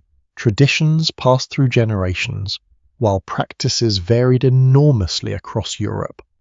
Many communities preserved tales associated with winter evenings. Some stories explained local landmarks. Others featured saints, spirits, heroes, or animals. Not every story needed a lesson. Sometimes a story simply made darkness feel shorter. The fire approves of storytelling, or so it seems. Its crackling provides excellent background music. Across much of Europe, candles remained relatively expensive compared with modern expectations. Tallow candles could be produced more affordably than wax candles, but both represented resources that required management. A family could not illuminate every room carelessly. The reality influenced behavior. People gathered together rather than spreading throughout the house. Warmth and light encouraged companionship. Practicality encouraged it too. Outside, the wind begins moving again. You hear it brushing along the roof. The sound resembles a distant whisper. Not threatening, just persistent. Winter rarely leaves completely. Even on calm nights, the atmosphere inside the cottage grows increasingly cozy by comparison. The firelight softens every edge. Wooden beams appear golden. Wool blankets seem thicker. The entire room feels smaller and safer. Perception changes in darkness. A forgotten practice appears in a few descriptions from later centuries involving warming stones or bricks near the hearth before carrying them into beds. The exact prevalence of such methods in earlier medieval peasant households remains uncertain, yet the underlying idea reveals a timeless desire. People wanted warm beds, a perfectly understandable ambition. Some goals unite all generations. The historical record grows less precise when exploring exactly how individual families spent every hour of winter evenings. Written evidence tends to favour unusual events rather than ordinary routines. The mundane often leaves fewer traces, yet traces exist, enough to suggest evenings filled with conversation, maintenance work, prayer, storytelling, and preparation for the next day. Ordinary activities, extraordinary in their cumulative importance. Gradually, the room grows quieter. One task ends, then another. Tools are put away. The final meal has been eaten. The fire remains. Always the fire. It has accompanied every part of the day. Morning, midday, evening, now night. You realize how central it truly is without the hearth. Darkness would feel colder. The cottage would feel larger and emptier. The long winter night would seem far more intimidating. With it, the family possesses an anchor, a dependable centre, a circle of light surrounded by shadow. Near the doorway, a child yawns. Someone laughs softly. The reaction feels familiar across centuries. Night has begun winning the argument. Sleep approaches. Outside, frost spreads across fields and rooftops beneath a clear sky. Stars emerge overhead. The village grows silent, one household at a time. Inside, the remaining embers glow steadily. Their light no longer dominates the room. It simply lingers, patient, comforting, enough. And as the deepest hours of the winter night begin unfolding beyond the walls, you understand why medieval people valued warmth so intensely, not merely because it protected the body, because it transformed darkness from something endured into something shared. Morning returns with the familiar sounds of village life. A rooster announces the dawn with excessive confidence. Somewhere nearby, a cow complains about something. A door opens. Boots crunch across frozen ground. Smoke begins rising once more from cottages scattered throughout the settlement. Another winter day has begun. Inside the house, however, your attention settles on the youngest members of the household. Children. They occupy nearly every corner of the cottage. One sits near the hearth, rubbing sleepy eyes. Another helps gather kindling. A younger child remains wrapped in blankets, looking entirely unconvinced that leaving bed is a wise decision. A reasonable position, honestly. Winter mornings can be persuasive arguments for staying under wool coverings. Yet medieval childhood did not allow much room for extended negotiations with blankets. The day awaits. As the fire strengthens, the room slowly fills with warmth. Children instinctively drift toward it. They sit close to the hearth. They stretch out cold hands. They seek the brightest and warmest places available. Some habits never change. Across centuries, children have always known where the best seat in the room is located, usually near the fire. The daily reality for many medieval families included raising children within the same shared spaces used for cooking, working, eating, and sleeping. Separate nurseries belonged largely to wealthier households.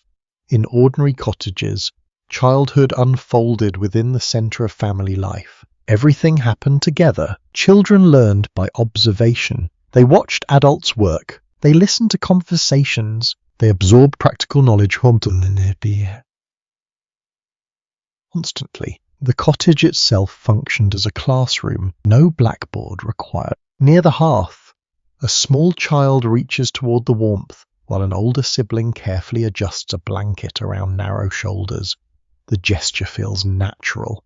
Everyone understands that keeping children warm deserves attention. Young bodies lose heat more quickly. Winter does not care about age. Families certainly did. The smell of porridge drifts through the room. Breakfast preparations continue. Meanwhile, children contribute where they can. The smallest may carry tiny bundles of wood. Older children assist with feeding animals, fetching water, or completing household chores. The responsibilities increase gradually with age. Nobody receives a printed instruction manual. Learning happens through participation. A glimpse into medieval household records suggests that children often became productive contributors at surprisingly young ages by modern standards.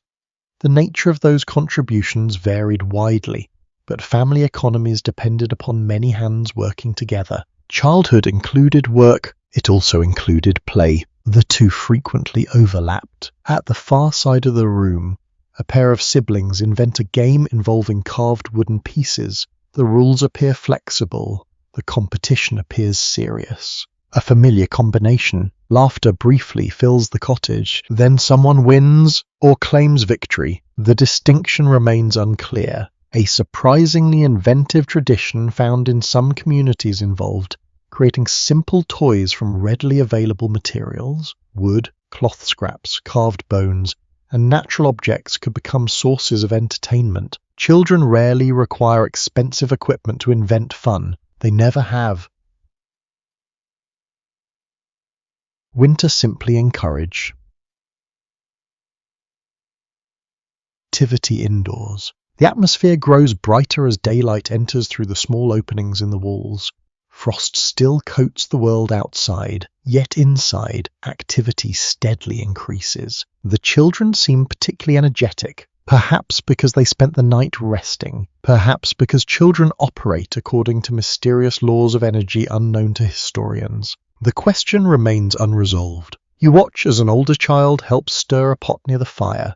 The task receives careful supervision. Flames demand respect. Hot food demands caution. Lessons arrive early in medieval life. Some are taught directly. Others emerge through experience. Material remains recovered from rural settlements often reveal the presence of children through small objects, miniature tools, footprints preserved in surfaces, and other subtle traces.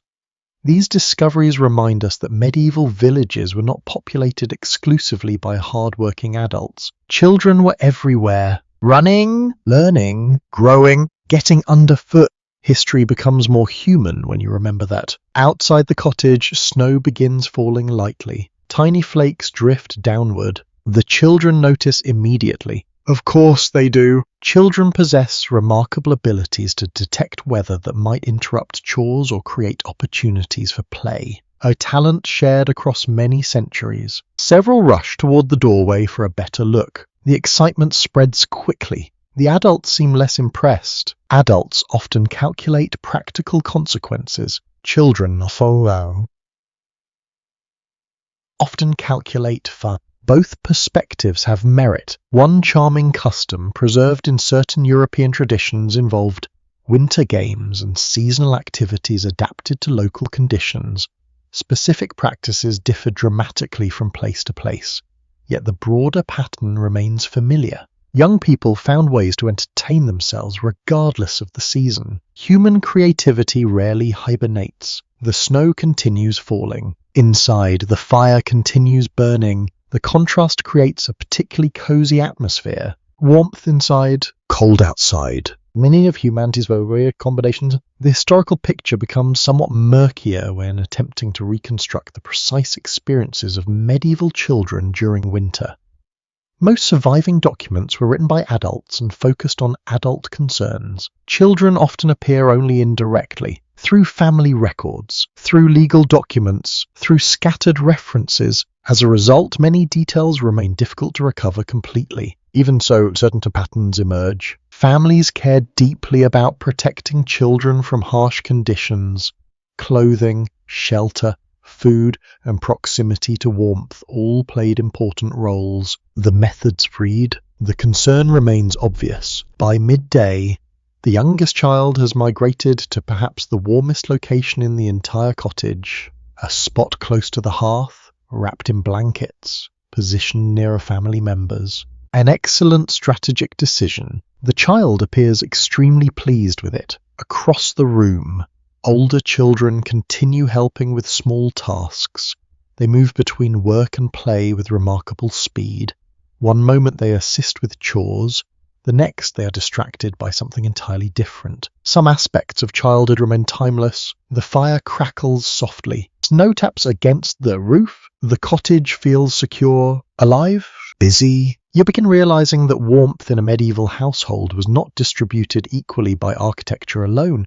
It was shaped by relationships as well. Parents making room near the hearth, siblings sharing blankets, families gathering close together. Protection came in many forms. Not all of them involved walls or fires. As afternoon slowly approaches and snow continues drifting across the village outside, the children remain at the center of household life. Learning, helping, playing, growing, and always finding the warmest place in the room before anyone else can claim it. A skill that may be among the oldest human traditions of all. The snowfall that began yesterday has finally stopped. Morning reveals a village transformed. The fields lie beneath a pale covering of white. Fence posts rise from the snow like dark markers scattered across the landscape. Bare tree branches glitter beneath a thin coating of frost. The entire countryside seems quieter, as though the snow has absorbed every unnecessary sound. Beautiful, cold, very cold. You step outside the cottage and immediately feel the difference. The air bites at your cheeks. Your breath forms clouds before drifting away. The warmth of the hearth already feels distant, yet the fire waiting inside depends upon something increasingly important. Fuel. Without fuel, every discussion about warmth becomes theoretical. Without fuel, winter quickly reminds everyone who is in charge. You follow a narrow path toward a woodpile partially covered with snow. Several household members are already there. The pile is smaller than it appeared a few weeks ago. That is not surprising. Winter consumes resources steadily. A fire may look peaceful. It also eats constantly. Each crackling log represents labor performed months earlier. Someone had cut the wood. Someone carried the wood. Someone stacked the wood. Someone protected it from rain and snow. The warmth filling the cottage has a long history behind it. Records from rural communities repeatedly highlight the importance of securing adequate fuel before winter arrived. Firewood often stood among the most valuable seasonal necessities for ordinary households. Food mattered, shelter mattered, fuel mattered too. The three work together. You lift a piece of wood from the pile. It feels dry, dense, heavy enough to burn slowly. A good sign. Families learn through experience that not all firewood performed equally well. Different tree species offered different advantages. Some burned hotter, some burned longer, some produced excessive smoke. Knowledge of fuel became part of everyday life. People rarely discussed it in grand terms. They simply knew. Nearby, an older villager examines a stack of logs carefully before selecting several pieces. The choice appears almost instinctive. Years of practice guide the decision. Not far away, a child struggles heroically with a branch that seems determined to remain exactly where it is. The branch eventually wins. For now, a surprisingly revealing detail appears in manorial records and local regulations from various parts of medieval Europe. Access to forests could become an important economic issue. Rights to gather wood, branches, or other resources were often regulated, contested, or carefully managed. Represented opportunity. They also represented necessity. The competition could become serious. You'll begin walking toward the edge of a nearby woodland. Snow crunches beneath your boots. The sound carries clearly through the still air. Above, pale sunlight filters through leafless branches. The forest feels calm. Yet medieval villagers would have viewed it through a practical lens as well. This place contained fuel. Fuel meant warmth. Warmth meant survival. The connection was direct throughout much of Europe. Households relied primarily on wood as their main source of heating fuel. Availability varied according to geography and local conditions, but wood remained enormously important wherever forests could supply it. The demand never truly disappeared. Every winter reminded people why. Among the more unusual solutions found in certain regions was the use of alternative fuels when wood proved scarce. Peat, dried vegetation, brush, and other combustible materials sometimes supplemented traditional firewood supplies. Necessity encouraged flexibility. People burned what they could obtain. The smell might differ, the smoke might differ, the goal remained the same, returning toward the village. You notice several cottages with carefully organized fuel stores protected beneath simple coverings. The arrangement reflects planning rather than convenience. Nobody wants wet firewood, especially not during January. A damp log can test even the most patient personality. Near one house, a resident splits wood with measured strikes. The sound echoes across the snowy landscape. Thump, pause, thump, pause. The rhythm feels almost ceremonial. Winter maintenance never ends. One task simply leads to another. The surviving sources become less straightforward when historians attempt to estimate exactly how much fuel a typical medieval household consumed each season. Climate varied dramatically. House size varied. Local customs varied. A family in a northern region might require very different quantities than a family farther south. The numbers remain difficult to calculate with precision. The importance remains obvious. Every source agrees on that point. Back inside the cottage, fresh wood is added to the hearth. The transformation happens quickly. Flames brighten. Heat spreads. The room seems to breathe easier. You can almost feel the fuel becoming warmth. Stored sunlight from past summers released into the winter air. A poetic thought, yet not entirely inaccurate. The smell of burning oak fills the room. Earthy, comforting, reacts positively. The fire appears stronger now, yeah? More confident, a forgotten household practice mentioned in some rural traditions involved carefully preserving even the smallest useful pieces of wood. Twigs, branches, scraps, and trimmings all possessed value. Waste was expensive. Frugality was sensible. Modern abundance can make this difficult to appreciate. For medieval villagers, however, every usable piece represented future warmth. The lesson remained clear. Do not throw away tomorrow's comfort. Across the room, someone adjusts a cooking pot above the strengthened flames.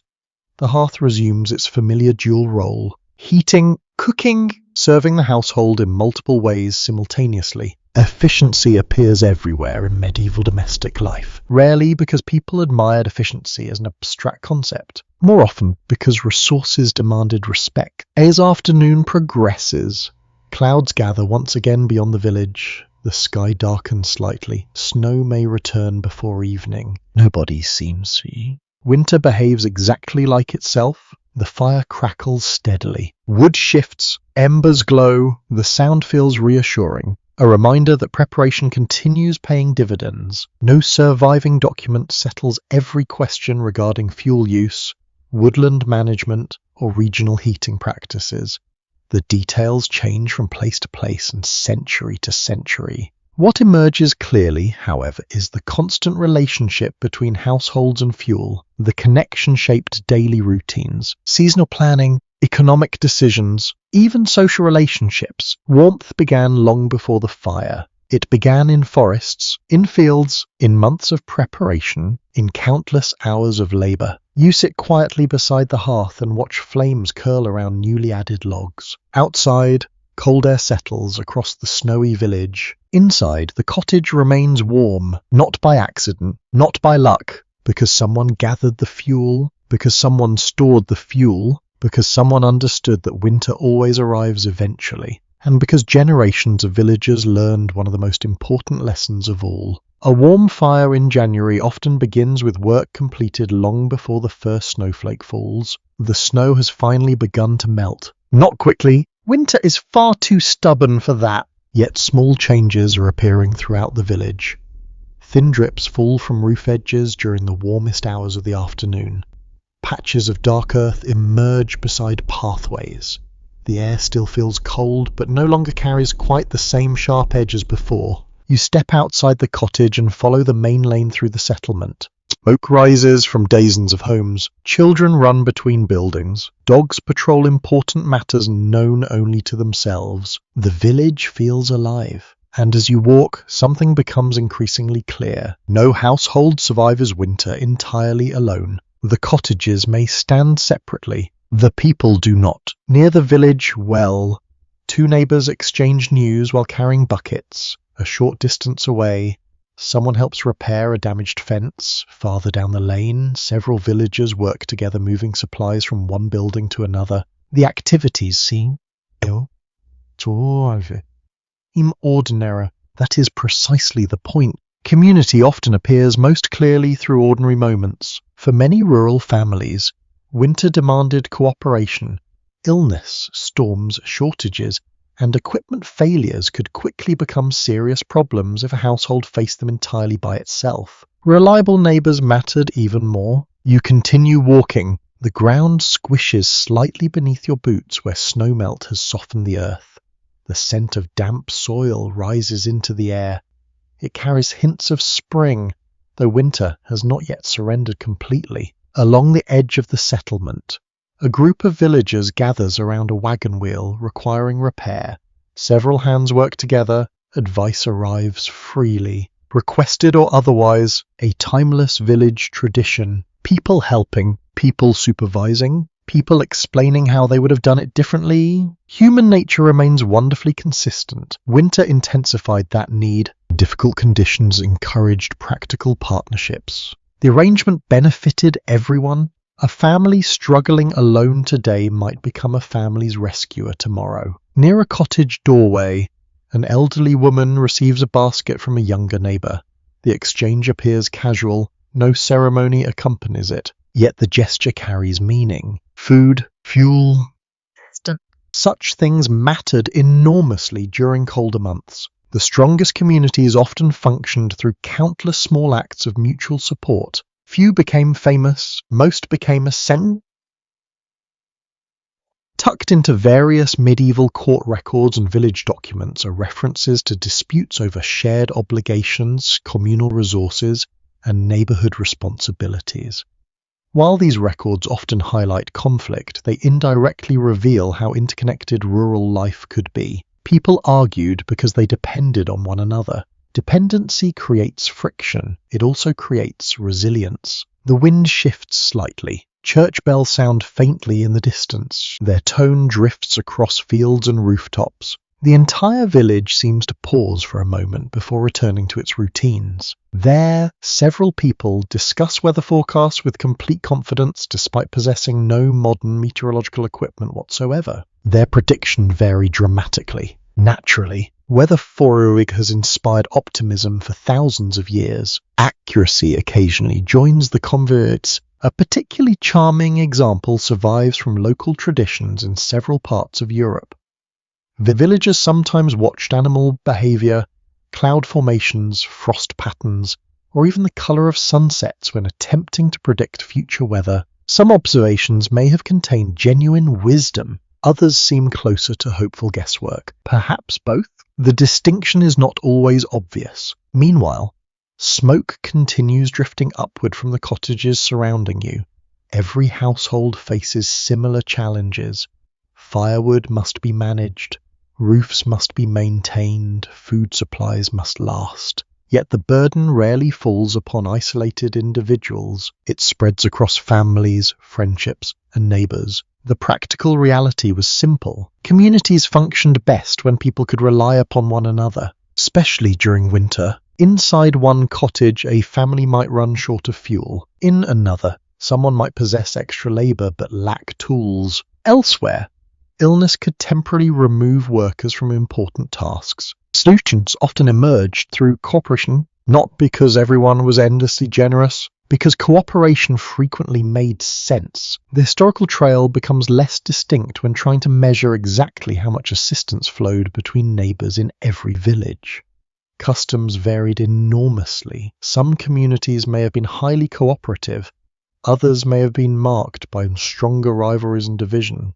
Human societies rarely behave uniformly. Even neighboring villages can develop very different cultures. Still, one broad truth appears repeatedly. Isolation carried risks. Connection offered advantages. You stop near a communal oven used by some villagers. The structure radiates faint warmth despite the cool afternoon air. People come and go carrying food. Conversations emerge naturally while waiting. Practical spaces often become social spaces. The transformation happens almost automatically. A loaf of bread may begin as a cooking project and end as an opportunity to exchange news. One winter habit would probably surprise modern visitors.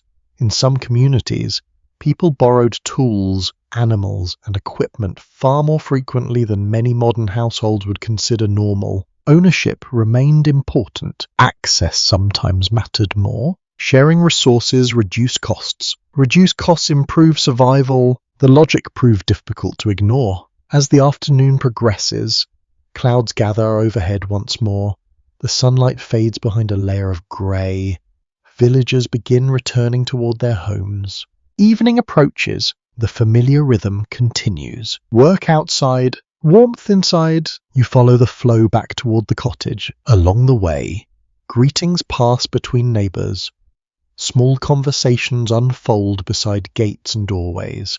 A few people pause to discuss local matters before continuing home. Nothing dramatic occurs, yet that may be the most important observation of all. Community is often built from ordinary interactions repeated thousands of times. Not grand events, not heroic speeches, just consistent human contact. The cottage door opens. Warm air brushes against your face. The smell of wood smoke greets you once more. Behind you, the village settles gradually into evening. Ahead of you, the hearth glows brightly.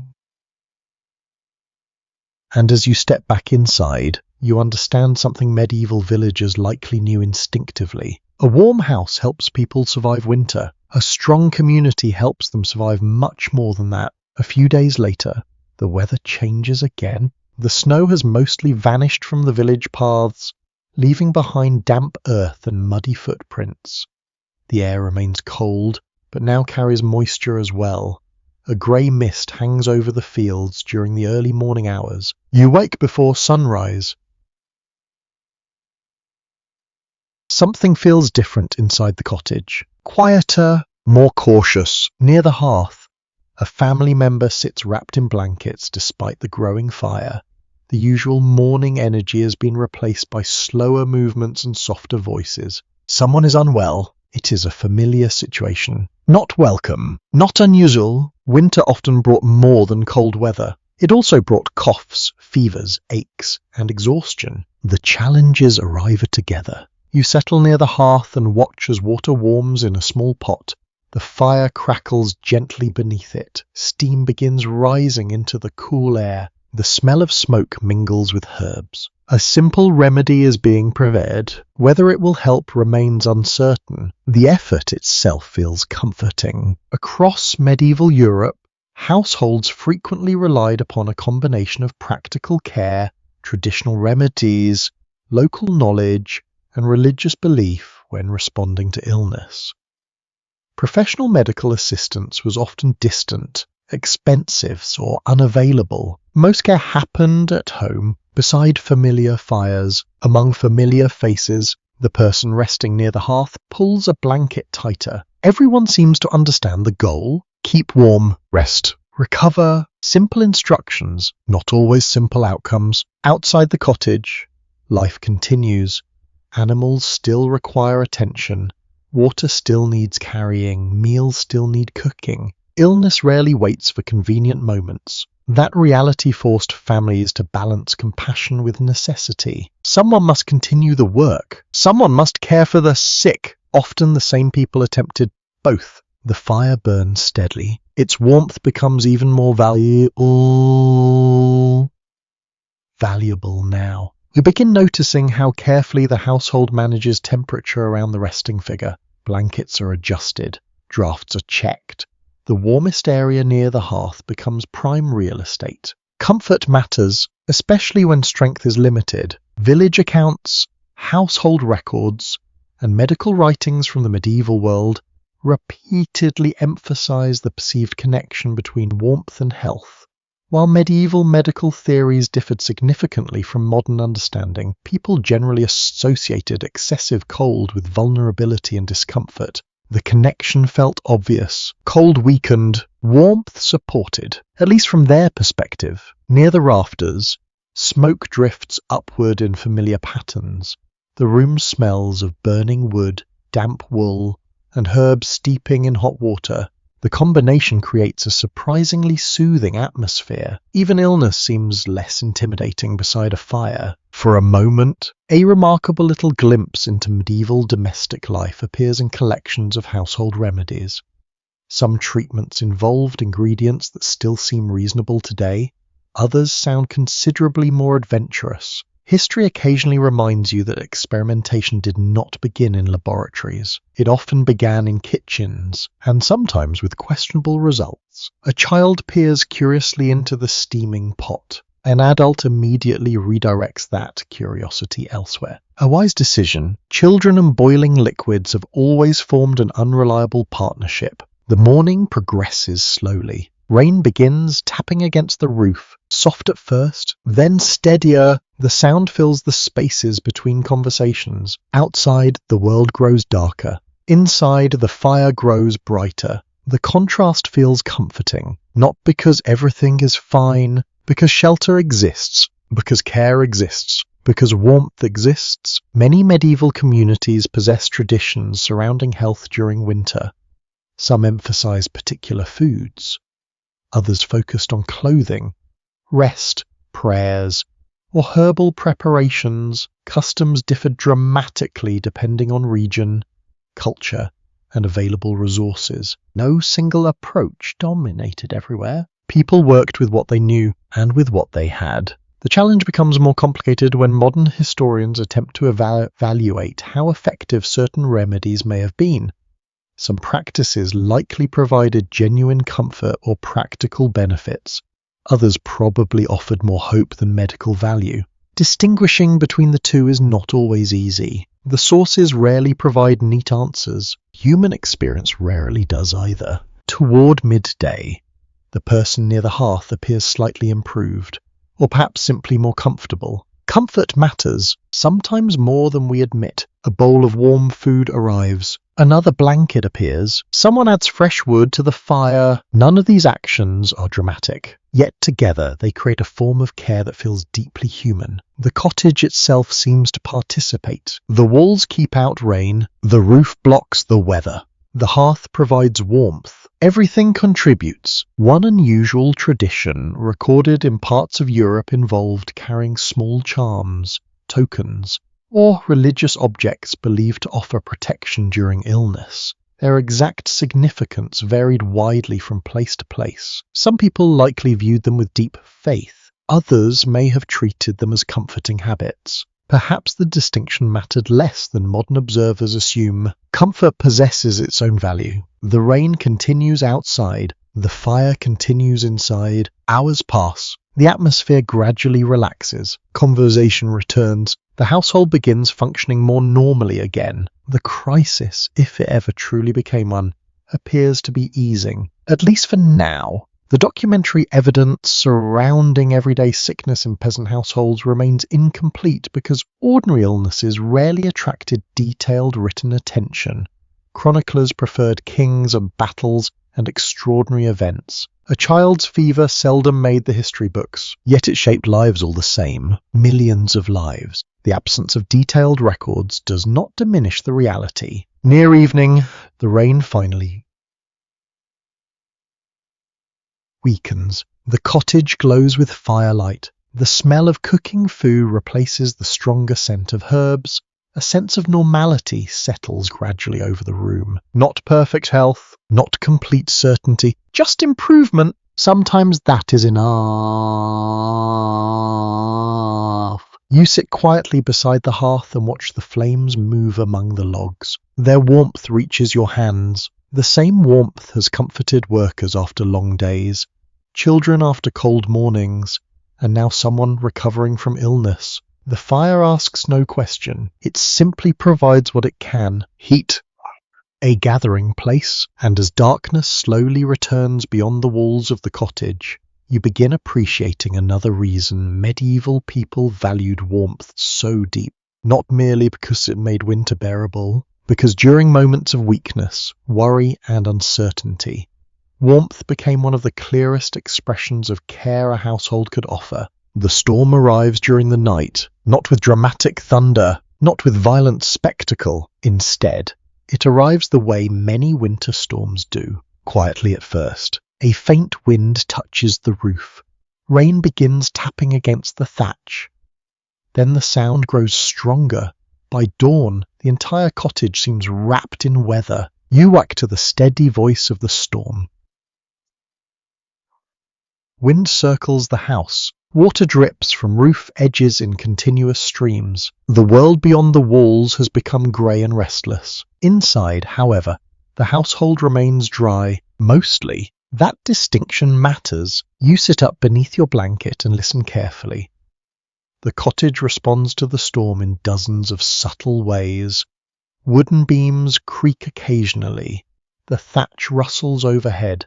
The fire shifts as drafts move through the room. The house is working, not consciously, of course, yet every part of the structure is being tested. Winter storms ask difficult questions. The cottage must provide answers. Near the hearth, someone adds another log to the fire. The flames brighten, warmth spreads outward. Immediately the room feels more secure. Outside, nature argues loudly. Inside, the household continues its routines. Many rural homes throughout medieval Europe were designed with local weather conditions firmly in mind. Builders understood the challenges common to their region. Roof angles, construction materials, and building techniques often reflected generations of practical experience. Knowledge accumulated slowly. Storm after storm, winter after winter, you glance upward. Rain continues drumming against the roof. The sound is surprisingly soothing. Thousands of tiny impacts merge into a steady rhythm. A natural lullaby, provided you are indoors. Experiencing the same storm outside would inspire very different emotions. Near one wall, a small damp patch has appeared. A family member notices immediately and places a container beneath the drip. No alarm, no panic, just action. The response suggests familiarity. Even good roofs occasionally require assistance, especially during difficult weather. A small piece of evidence from surviving medieval buildings reveals how frequently repairs occurred. Roofs, walls, and structural elements demanded regular maintenance. A cottage was never truly finished. It remained a continuous project. The weather ensured that the wind strengthens briefly. You hear it pushing against the exterior of the house. The walls hold firm. The roof remains in place. The fire continues burning. Another successful round in an ancient contest. Human shelter versus winter weather. No permanent winner, only temporary victories. Across the room, children watch the storm through a narrow opening. Their reactions combine fascination and disappointment. The weather is interesting. The weather also limits outdoor adventures, a difficult balance. Adults appear less conflicted. The adults seem grateful to be indoors. One surprisingly clever solution found in various regions involved adding extra layers of protective material to vulnerable sections of roofs or walls before severe weather arrived. These modifications might not have looked elegant, but elegance rarely topped the priority list during January. Dryness ranked higher, much higher. The smell of wet earth drifts faintly through the doorway whenever someone enters or leaves. It mixes with smoke and cooking aromas, creating the distinctive scent of a house confronting bad weather successfully. There is comfort in that smell, evidence of protection, evidence of shelter. As the morning progresses, the storm settles into a steady pattern. Rain, wind, more rain. The village outside largely disappears from view. Neighbouring cottages appear only as blurred shapes through the weather. Travel becomes less appealing. An excellent day to remain near the hearth. Village life often adapted to seasonal weather conditions rather than attempting to ignore them. Severe storms could alter schedules, postpone tasks, and redirect attention towards indoor work. Nature retained considerable influence. People planned accordingly. Resistance had limits. Adaptation often proved wiser. By midday, the fire has become the undisputed center of the household. Family members gather nearby. Meals are prepared there. Conversations happen there. Warmth attracts activity. Storms reinforce the pattern. The farther you move from the hearth, the cooler the room becomes, not dramatically, just enough to notice. An unexpected glimpse into medieval ingenuity comes from accounts of households continuously modifying their homes in response to recurring weather problems. If a certain corner leaked, it received attention. If a wall admitted drafts, adjustments followed. The process never really ended. Experience shaped architecture one problem at a time. Outside, a stronger gust rattles the structure. Children pause briefly, adults barely react. The difference speaks volumes. Experience changes perception. What seems alarming to one generation often feels routine to another. The household knows this cottage. The cottage has weathered storms before. Confidence grows from familiarity. The historical picture becomes somewhat difficult to reconstruct when examining exactly how individual peasant homes performed during extreme weather events. Surviving examples represent only a fraction of what once existed. The weakest structures often disappeared first. The strongest leave more evidence behind. That reality complicates interpretation. Even so, one conclusion appears reasonable. Many cottages performed well enough to support generations of families through repeated winters. Otherwise they would not have endured. Afternoon gradually fades toward evening. The storm shows no sign of leaving. Rain continues striking the roof. Water continues flowing through the village lanes. Yet inside the cottage, life proceeds. Food cooks. Tools are repaired. Stories are told. The ordinary routines persist. Perhaps that is the true victory. Not stopping the storm. Continuing despite it. Near the fire, someone spreads damp clothing where it can dry gradually. Steam rises faintly from the fabric. The process will take time. Time is available. The weather has ensured that one village tradition recorded in later sources involved judging the severity of storms by listening to specific sounds around the house. Roof noises, chimney noises, and even the behavior of doors became informal indicators of weather conditions. Whether these methods were consistently accurate remains uncertain. They were certainly memorable. The evening grows darker. The storm remains. The fire glows brighter by comparison. Its orange light reflects from damp surfaces and polished tools. Shadows move gently across the walls. The atmosphere feels remarkably peaceful. You sit quietly and listen. Rain overhead, wind outside, crackling wood nearby. The three sounds blend together perfectly. And as the cottage continues standing firm against weather that would be unpleasant and possibly dangerous beyond its walls, you gain a deeper appreciation for medieval shelter, not because it eliminated hardship, because it transformed hardship into something manageable. One storm, one fire, one warm room at a time. The storm has passed. In its place comes something far more welcome: celebration. You walk to a different atmosphere in the village. The air remains cold, but the mood has changed. Smoke rises from chimneys as usual. Frost still clings to rooftops. Yet people move with a little more energy today, a little more anticipation. Something special is happening. The winter season, despite its hardships, was not simply a time of endurance throughout medieval Europe. Communities mark the colder months with feasts, holy days, gatherings, and seasonal traditions.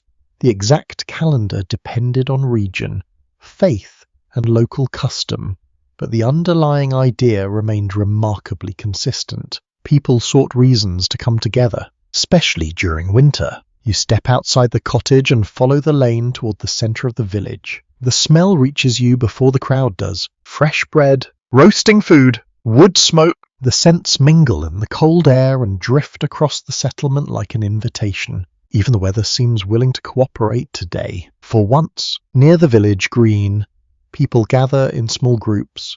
Children race through patches of frost.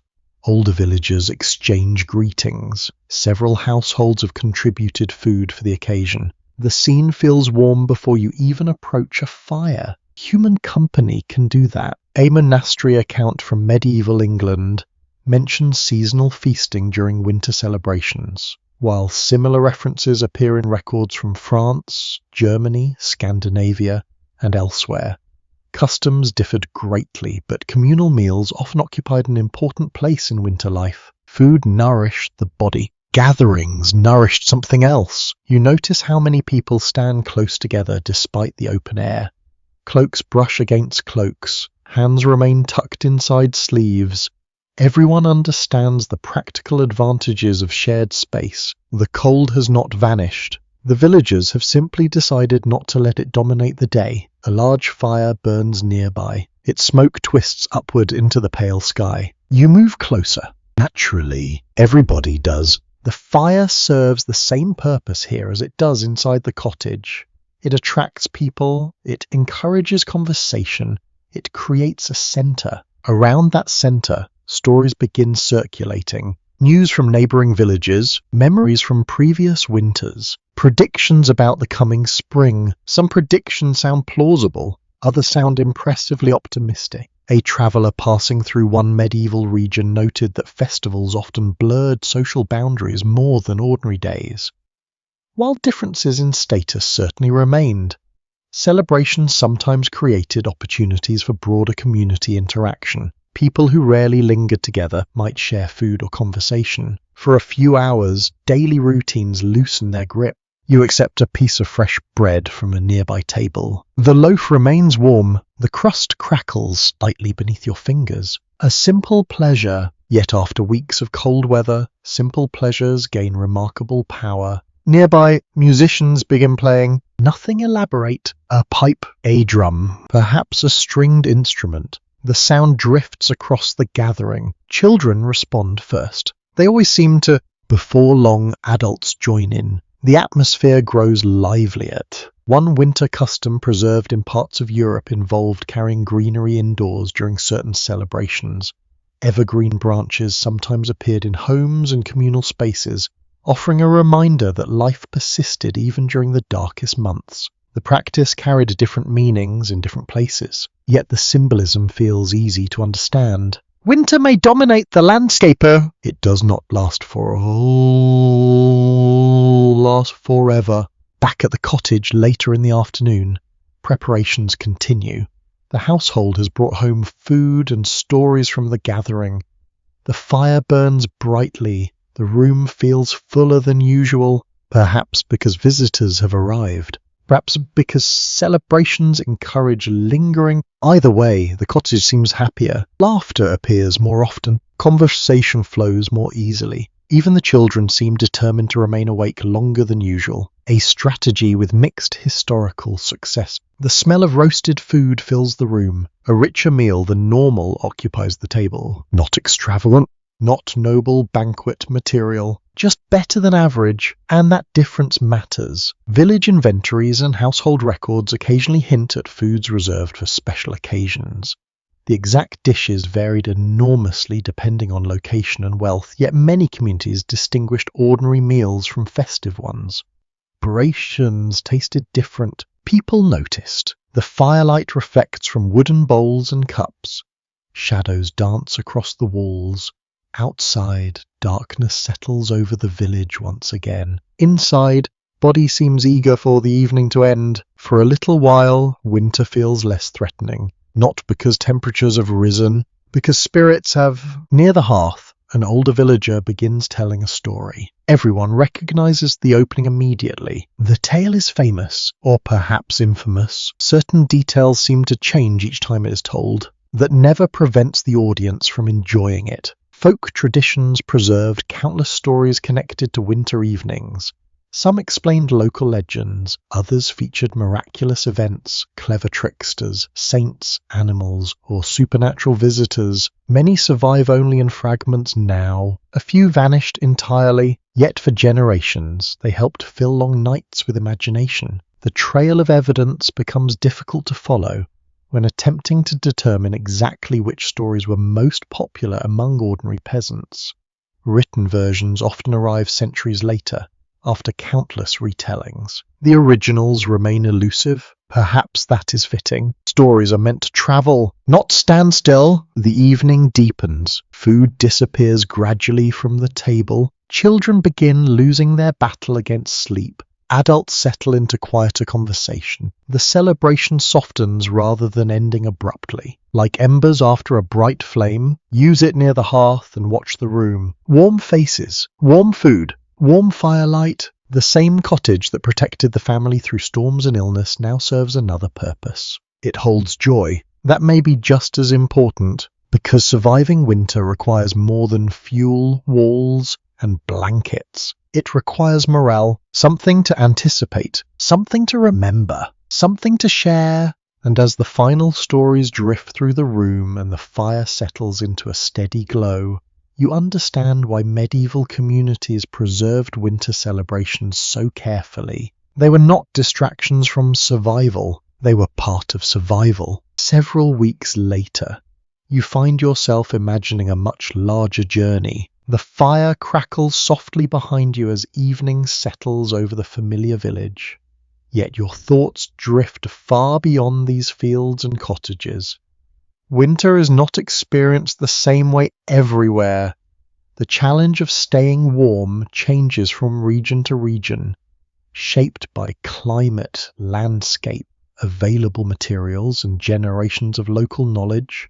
The medieval world was vast. Its winters were equally diverse. So, for a little while, imagine travelling. Not quickly. Travel in the Middle Ages rarely rewarded impatience. Instead, imagine moving slowly across Europe, visiting different communities and discovering how ordinary people adapted to the cold in remarkably different ways. Your first stop lies far to the north. The air feels sharper here. The winter's longer. Snow remains on the ground for extended periods, transforming the landscape into a world of white forests and frozen waterways. The houses look different. Many feature thick timber construction. Their walls appear solid and substantial. The buildings seem designed to hold warmth as carefully as possible. And for good reason. A mistaken building design becomes much more expensive when winter lasts for months. Inside one northern dwelling, the smell of resinous wood fills the air. Firelight reflects from sturdy timber walls. Fur garments hang near the hearth. Everything feels adapted to the environment. Nothing appears accidental. Communities living in colder climates naturally develop solutions suited to local conditions. Construction materials, clothing styles, and heating practices often reflected what nature provided. Forests supplied timber. Animals supplied hides and wool. Experience supplied the rest. You continue southward. Gradually the landscape changes. Snow becomes less dominant. Winters remain cold, but often arrive with more rain and dampness. Here, moisture may prove just as troublesome as freezing temperatures. The challenge shifts. Keeping warm remains important. Keeping dry becomes equally important. A damp cloak can feel far colder than a dry one. Villagers understood this intimately. The smell of wet earth and wood smoke accompanies you into another cottage. This home relies upon the different building materials than those farther north. Local stone appears more common here. Thick walls help regulate temperature throughout the year. The atmosphere feels familiar despite the differences. A fire, a family, a warm meal, certain patterns repeat across great distances. Human needs tend to do that. A merchant's account from the medieval period occasionally reveals surprising details about regional trade in textiles, furs, and other materials associated with warmth. What one area produced in abundance, another might import eagerly. Winter encouraged commerce. Comfort could travel, not always cheaply, but it travelled farther south. The landscape changes once again. The winters feel milder. The air carries different scents. Olive trees replace some of the forests you encountered earlier. Frost appears less frequently. Snow becomes a rarer visitor. Yet warmth still matters. Perhaps not with the same urgency. Still enough to shape daily life. Here, homes often emphasize different concerns. Protection from summer heat may influence design alongside winter comfort. The balance shifts according to local realities. Climate influences architecture. Architecture influences daily life. The chain continues endlessly. One fascinating observation emerges when comparing medieval houses across Europe.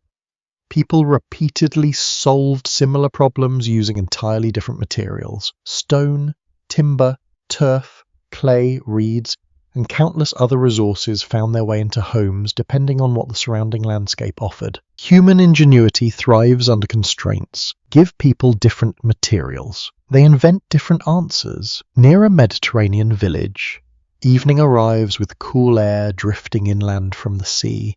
Families gather around hearths just as they do farther north, though perhaps with slightly less desperation. The fire remains central. The degree varies. The principle endures. A curious traveller's note from centuries ago described surprise at how differently people dressed in various regions despite facing similar seasonal challenges. Heavy cloaks dominated one area. Layered garments appeared elsewhere. Distinct local fashions developed practical roots before becoming traditions. Warmth and identity often travel together. People dressed for climate. People also dressed for culture. The two influences rarely separated neatly. You continue your imaginary journey eastward. The terrain changes again. Forests give way to open plains in some places. Mountains dominate others. Villages adapt continuously. No single medieval winter exists. No single medieval house exists either. The reality proves wonderfully varied. The evidence becomes more fragmented when historians attempt to compare ordinary peasant life across distant regions with equal detail. Some areas preserve abundant archaeological remains. Others leave only scattered traces. Certain villages speak loudly through history. Others whisper. Many remain silent, yet enough survives to reveal broad patterns of adaptation. People observed their environment carefully. People learned from experience. People adjusted, generation after generation. An old local tradition from one mountainous region described specific winds by name because they appeared so regularly each winter. Villagers recognized them instantly.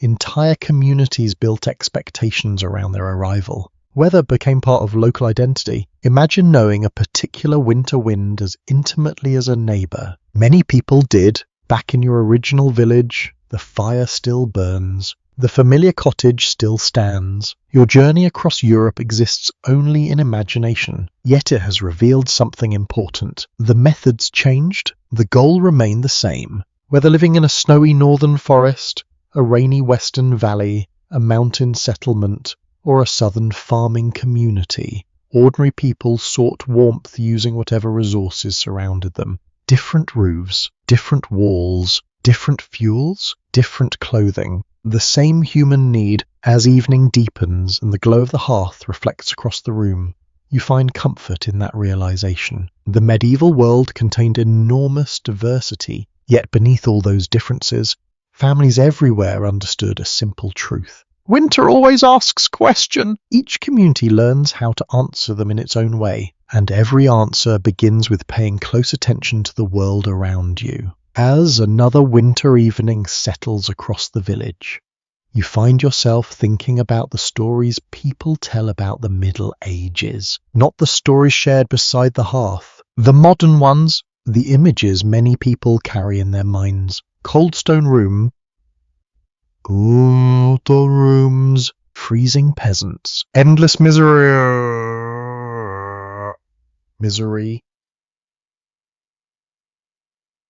Everyone shivering constantly beneath grey skies while waiting for history to invent comfort. It is a dramatic picture. It is also incomplete. You sit beside the familiar fire and watch flames curl around a stack of logs. The cottage feels warm enough. A meal simmers nearby. Wool blankets rest within reach. Outside, frost gathers across the fields. Inside day, life continues. The contrast invites reflection. Perhaps medieval people were not as helpless before winter as popular imagination suggests. That does not mean life was easy. Far from it. Yet difficulty and hopelessness are not the same thing. The distinction matters. For generations, films, novels, and illustrations have often emphasized the harshest aspects of medieval life.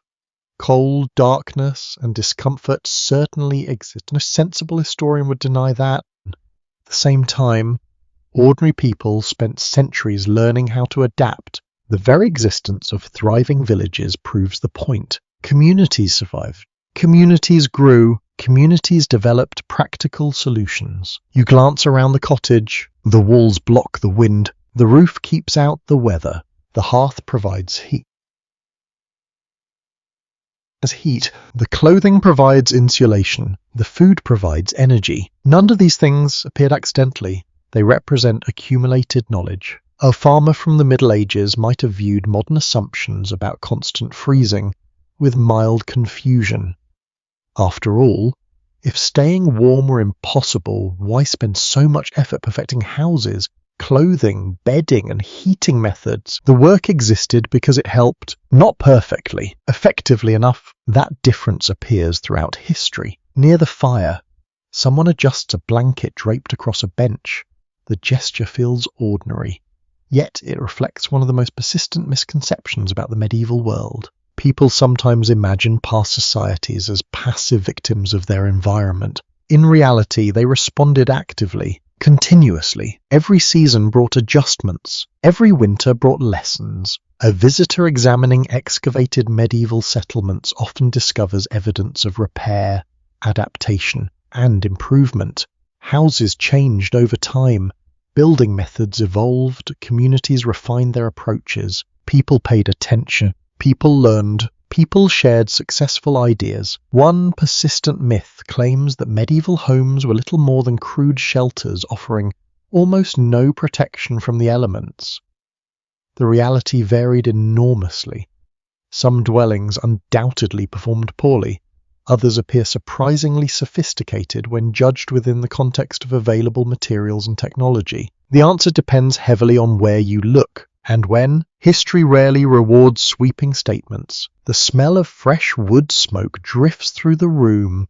Outside, the temperature continues falling, yet nobody appears particularly alarmed. The household knows what to do. The fire receives attention. The shutters remain closed. The blankets remain ready. Routine replaces anxiety. A delightful example of medieval practicality appears in descriptions of layered bedding. Modern discussions sometimes focus heavily on mattresses while overlooking blankets and coverings, furs, and sleeping arrangements.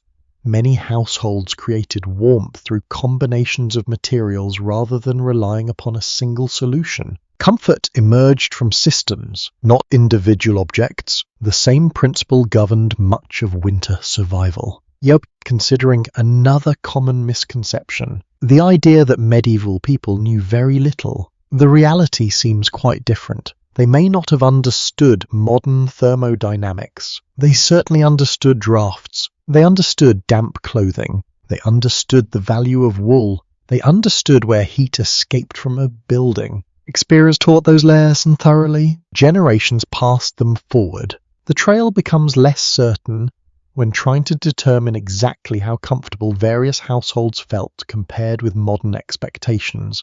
Comfort is surprisingly difficult to measure across centuries. What seems cold to one person may feel normal to another. Cultural expectations matter. Personal experience matters. Climate matters too. A peasant accustomed to local winters may have viewed conditions very differently than a modern visitor.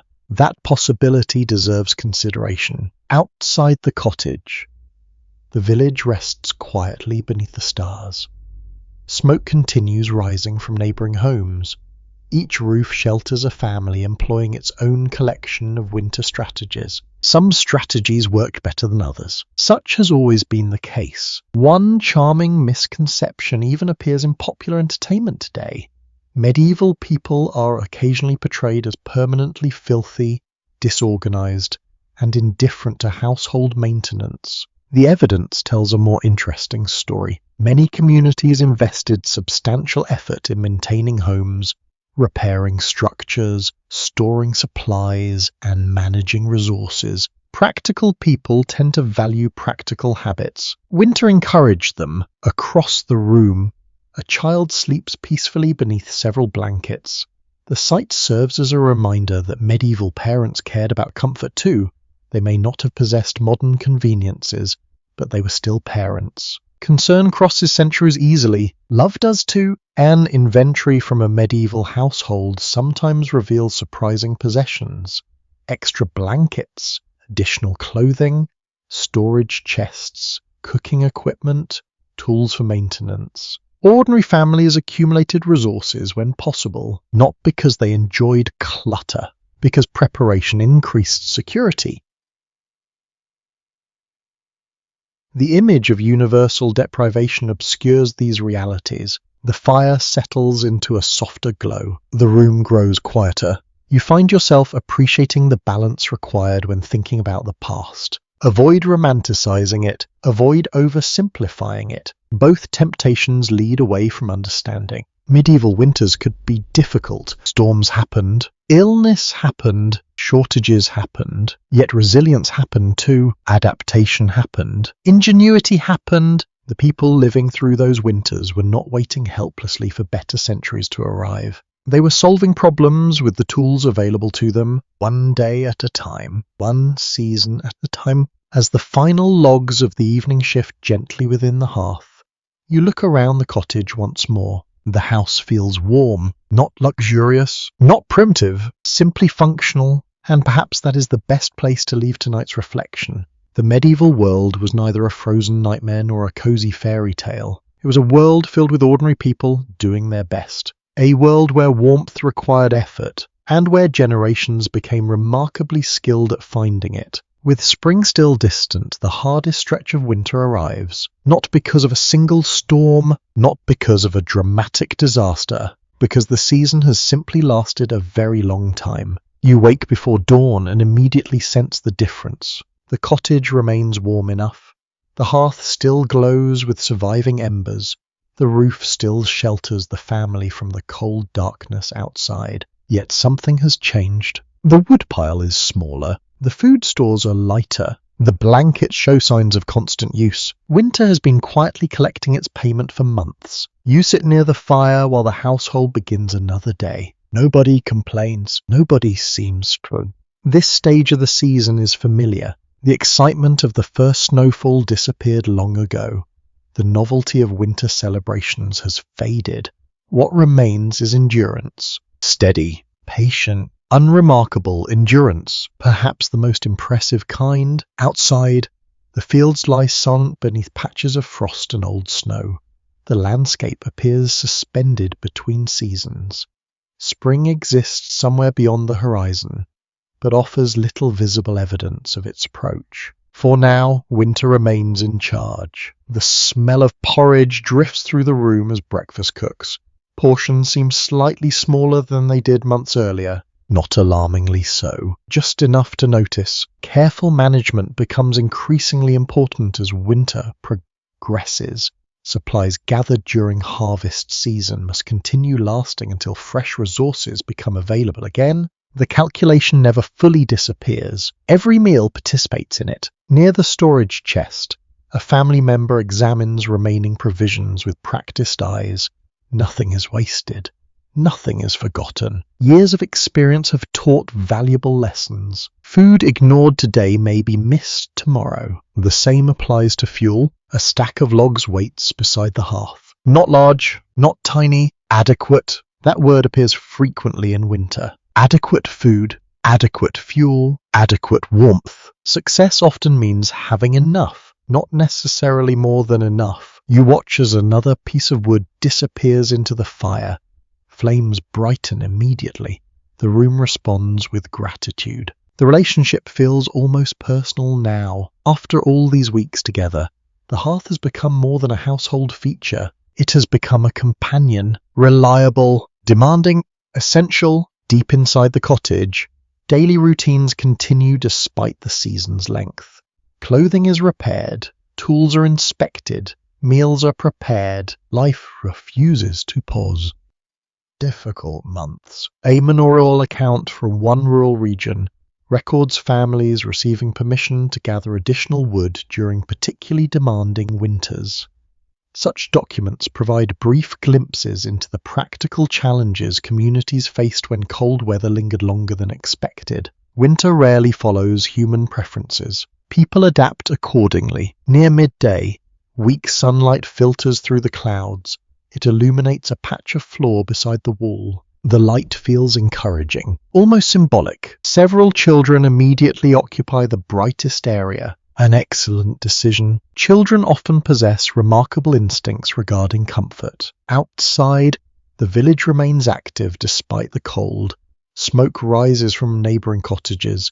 Doors open and close. Figures move along muddy paths. Everyone faces similar challenges. That realization brings comfort of its own. No household stands entirely alone. One small tradition preserved in a few local communities involved paying close attention to signs of the approaching spring, the first bird calls, the first patches of exposed earth, the first appearance of certain plants. People notice these things carefully. Hope likes evidence, even small evidence. As afternoon passes, clouds gather once more, the sunlight vanishes, the room grows dimmer. The fire compensates immediately. Golden light spreads across the walls, shadows shift gently overhead. The cottage feels smaller in the best possible way. Contained, protected, warm. You find yourself thinking about how many similar evenings this family has already experienced.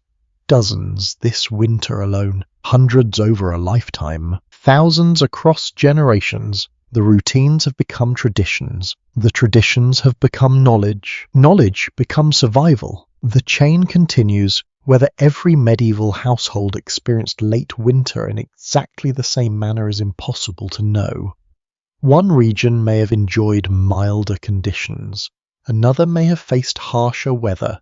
Resources varied, landscapes varied. Human responses varied too, yet certain experiences likely felt familiar across great distances. The waiting, the planning, the careful use of supplies, the desire for spring. Those feelings travel easily across centuries. A soft wind brushes against the roof. The sound barely attracts attention now. The family has heard far worse. Experiential breeds confidence. That confidence seems visible in every movement. Nobody rushes, nobody panics. Problems are approached methodically, one task at a time, one day at a time. Toward evening, supper simmers above the hearth. The aroma fills the cottage slowly. A simple meal can seem remarkably luxurious after a long day, especially during late winter. Especially beside a warmer. Archaeologists occasionally uncover evidence of repeated repairs on medieval household objects, clothing patched several times, tools modified and maintained, containers carefully preserved. Such discoveries tell a quiet story. People valued what they owned. They had good reason. Replacement was not always easy. Repair became a skill, a habit, almost a philosophy. The fire crackles softly. The meal is served. Conversation drifts through the room. Nothing dramatic happens. And that may be the most remarkable thing of all. The family endures another difficult stretch of winter, not through heroic action, but through competence, through preparation, through cooperation, through experience. The qualities rarely celebrated in legends, yet the qualities that built lives. Night settles gradually across the village. The final meal has been eaten. The last chores are finished. Blankets emerge once more. The familiar rhythm begins again. Outside, frost forms beneath the stars. Inside, the hearth continues glowing. A small island of warmth, a small victory. One more day completed. One more winter night faced successfully. And somewhere beyond the darkness, beyond the fields and forests, spring continues its slow journey toward the village. No hurry. It will arrive when it is ready. Until then, the cottage knows exactly what to do. The change begins so subtly that you almost miss it. One morning, you step outside the cottage and notice that the air feels different. It is still cool, frost still lingers in shaded places, yet the sharp edge of winter has softened. Somewhere, quietly and without announcement, the season has begun loosening its grip. The village notices, of course it does. People who live close to the land become experts at observing small changes. A few extra birds appear near the hedges. Mud replaces patches of old ice along the paths. Water trickles beside the road where snow once sat undisturbed. Nothing dramatic. Everything important. You stand for a moment beneath the pale morning sky. The sun feels slightly stronger. Not warm exactly. promising. Behind you, smoke rises from the cottage chimney. The hearth still burns. Winter has not vanished. It simply no longer feels endless. Back inside, the familiar room seems different as well. The fire remains central to daily life, yet it no longer carries the entire burden of comfort. Daylight enters more confidently through the openings in the walls. People spend longer periods outdoors. The balance shifts, gradually, almost invisibly. A season does not surrender all at once. Near the hearth, breakfast cooks as it has throughout the winter. The smell of grain and smoke fills the room. Wool blankets remain folded nearby. Cloaks hang from pegs along the wall. The tools of winter have not disappeared. They are simply becoming less urgent. You find yourself reflecting on everything the cottage has provided over these long months. Shelter during storms, warmth during freezing nights, comfort during illness, a place for stories, meals, work, laughter, and rest. The building never became luxurious. It never needed to. Its purpose was simpler. Keep the family safe. Keep the family warm. It accomplished both. As morning advances, activity spreads throughout the village. Doors stand open slightly longer. Children linger outside before being called back inside. Farmers inspect fields with renewed interest. The future begins occupying people's thoughts again. Spring encourages planning. Winter encourages endurance. The transition between them feels strangely hopeful. In one excavated medieval village, archaeologists discovered evidence of repeated rebuilding and maintenance across generations. Houses changed, families changed, seasons changed, yet the settlement endured. The finding feels appropriate. Human life has always involved adaptation. The cottage surrounding you represents countless adjustments made by people who paid attention to what worked. The roof improved, the walls improved, the routines improved, knowledge accumulated. Year after year, generation after generation, outside, a robin lands on a nearby fence. The sight attracts immediate attention, perhaps because birds have become symbols of change, or perhaps because after months of grey skies, every bright colour feels worth noticing. Either explanation seems reasonable. A delightful old belief from certain parts of Europe suggested that particular birds carried messages about the changing seasons. Villagers watched for their return and interpreted their appearance with great enthusiasm. Whether the birds appreciated the responsibility remains unknown. The birds were never interviewed. The fire crackles softly behind you. Its sound feels familiar now, like a voice heard every day for months. You realize that the hearth has accompanied nearly every moment of this journey. It has glowed during storms. It has illuminated winter evenings.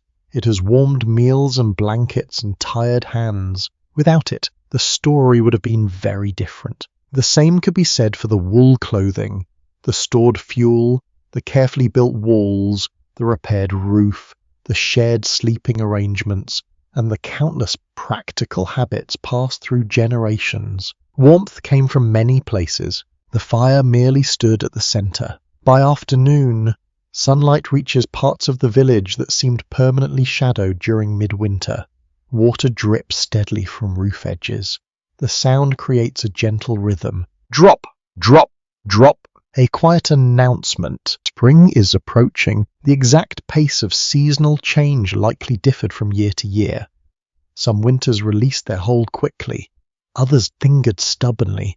Medieval people knew this well. Hope remained cautious. Experience encouraged patience. Nature followed its own schedule. Still, the signs are difficult to ignore. Near the edge of the settlement, several villagers discuss upcoming work in the fields, seeds, repairs, plans. The conversation itself feels significant. A few weeks earlier, survival occupied most attention. Now people can think ahead again. The horizon expands. Evening eventually arrives. One final winter evening, or perhaps one of the last. The distinction hardly matters. You return to the cottage as shadows lengthen across the village. The familiar warmth welcomes you inside. The smell of smoke remains. The glow of the hearth remains. Yet the atmosphere feels lighter. The worst of winter appears to be behind you. For a while, everyone gathers near the fire. Conversation drifts gently through the room. No grand speeches, no dramatic celebration, just quiet contentment.